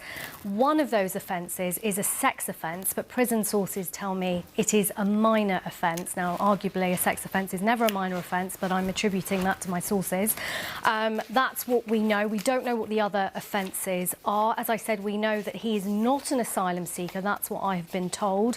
An Algerian national, that's what we understand. And we also know that after the last episode where Hadush Kavatu was released accidentally, David Lammy, the Justice Secretary, and the Deputy Prime Minister put additional checks in place to make sure that doesn't happen again. And those checks were the responsibility of the duty governor. That's the person who's responsible for the security of prisons. They were given more paperwork to fill out as a result. I've heard from prison officers working in multiple prisons in the country that it's a very bureaucratic process. It has, in some cases, increased their workload. But ultimately, this case conveys the fact that it's not working. It seems to have happened again. I'm going to talk to a former governor a little later this hour, but a twin couple of thoughts after the detail you just gave me, because do we know how long this person's sentence was, how far in the sentence he was? And in terms of David Lammy, do we know when he learned of this? Because we saw that Commons exchange. When did he find it? Apologies to leave Seema so quickly, but New York's new mayor has just arrived at the microphone, so let's put the sound up. By the political process to participate at all. I will work every day to honor the trust that I now hold. The poetry of campaigning may have come to a close last night at 9, but the beautiful prose of governing has only just begun. The hard work of improving New Yorkers' lives starts now. That process begins with transition. In the coming months, I and my team will build a city hall capable of delivering on the promises of this campaign. We will form an administration that is in equal parts capable and compassionate, driven by integrity, and willing to work just as hard as the millions of New Yorkers who call this city home. And central to that effort is a transition team that is defined by the excellence New Yorkers will soon come to expect from government. Our team will be directed by Ilana Leopold, whose roots in this city extend back to her grandmother running the trams on Roosevelt Island. She has extensive experience in city government and has been a key part of our campaign to become the next mayor of this city. And it will be led by our formidable co-chairs, former Federal Trade Commissioner Chair Lena Khan, former First Deputy Mayor Maria Torres Springer, United Way President and CEO Grace Bonilla, and former Deputy Mayor for Health and Human Services Melanie Hartzog. Over the coming days, we'll start announcing the leaders who will implement our agenda. People like deputy mayors, who oversee entire areas of government, and the commissioners who carry out the critical work of city agencies. Some of these people will have familiar names, others will not. What will unite them will be a commitment to solving old problems with new solutions. We will cast a wide net.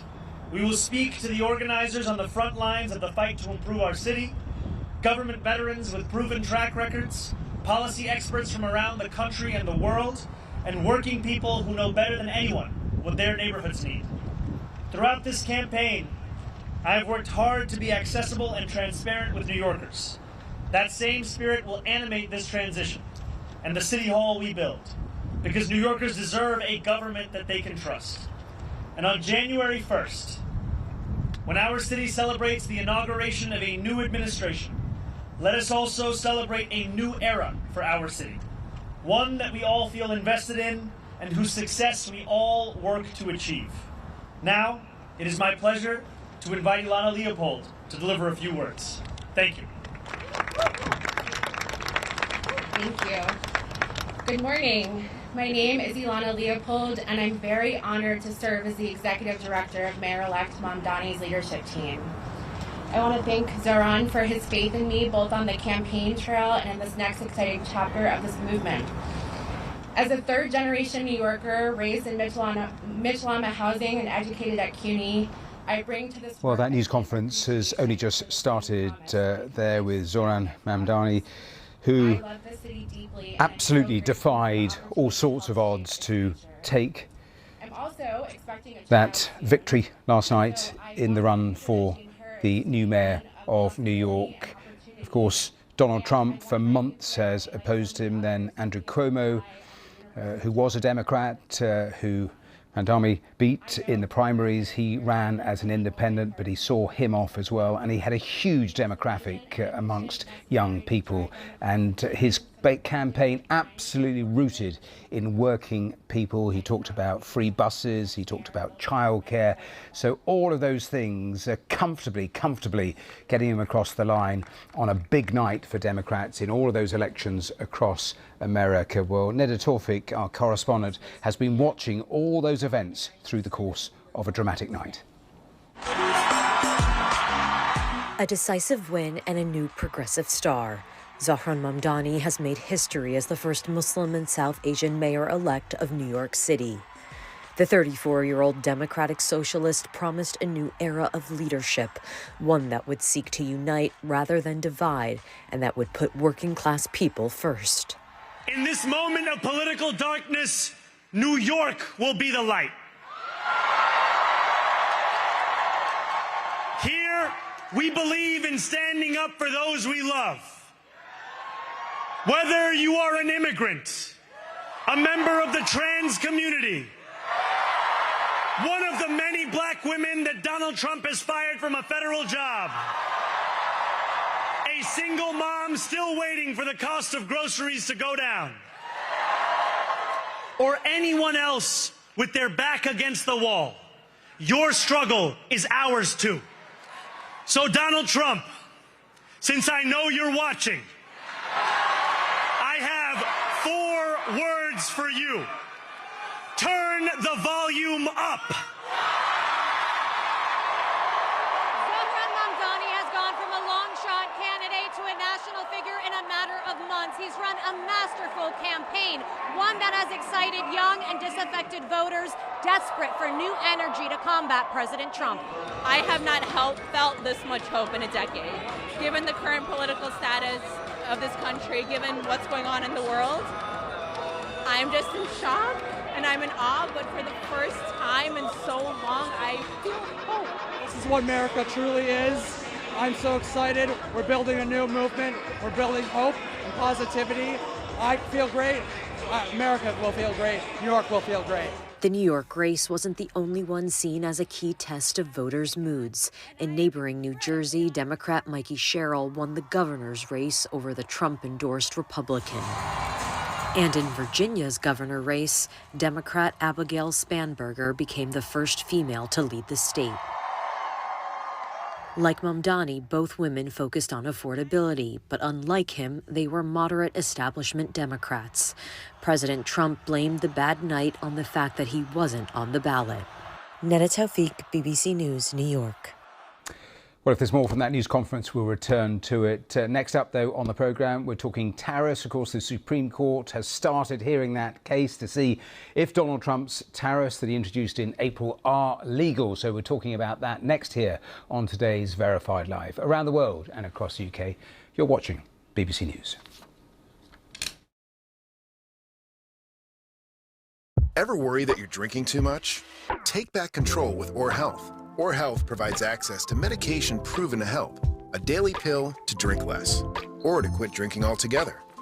Text TV1 to 710-710 to learn more. In just 1 year, I had over $900 in banking fees. I had enough. I switched to Chime. There's no overdraft fees, no monthly fees. I'm saving hundreds for my daughter's future. For a normal guy like me, I've given myself a small raise. Join me at Chime.com. Meet Omnilux Contour, an LED light therapy mask clinically proven to reduce fine lines and wrinkles. Find out how you can improve your skin at OmniluxLED.com. Stay on pole for the drama of Formula One with the BBC Sport website and app.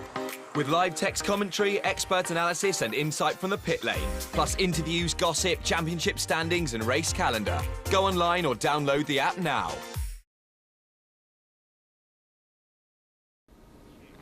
Welcome back to BBC News. Now, it is a huge day for President Trump's tariff policy. The Supreme Court is currently hearing arguments over the legality of the way the trade tariffs were imposed. And according to the president himself, the stakes could not be higher. Well, the case centres around whether he has the authority to impose sweeping tariffs on imports under a law designed for use during a national emergency. So let's get the thoughts of Justin Wolfers, Professor of Economics at the University of Michigan. And Justin, great to have you on the programme again. This is going to be a hugely significant decision, isn't it? Very big day, and if you love tariffs, if you hate tariffs, it's an emotional roller coaster. It is unclear, even if Donald Trump loses, whether he'll actually abide by the decision. But let's put that to one side.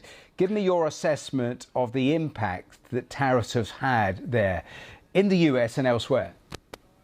I think actually there's two sets of impacts. One is the direct one, which is tariffs raise costs.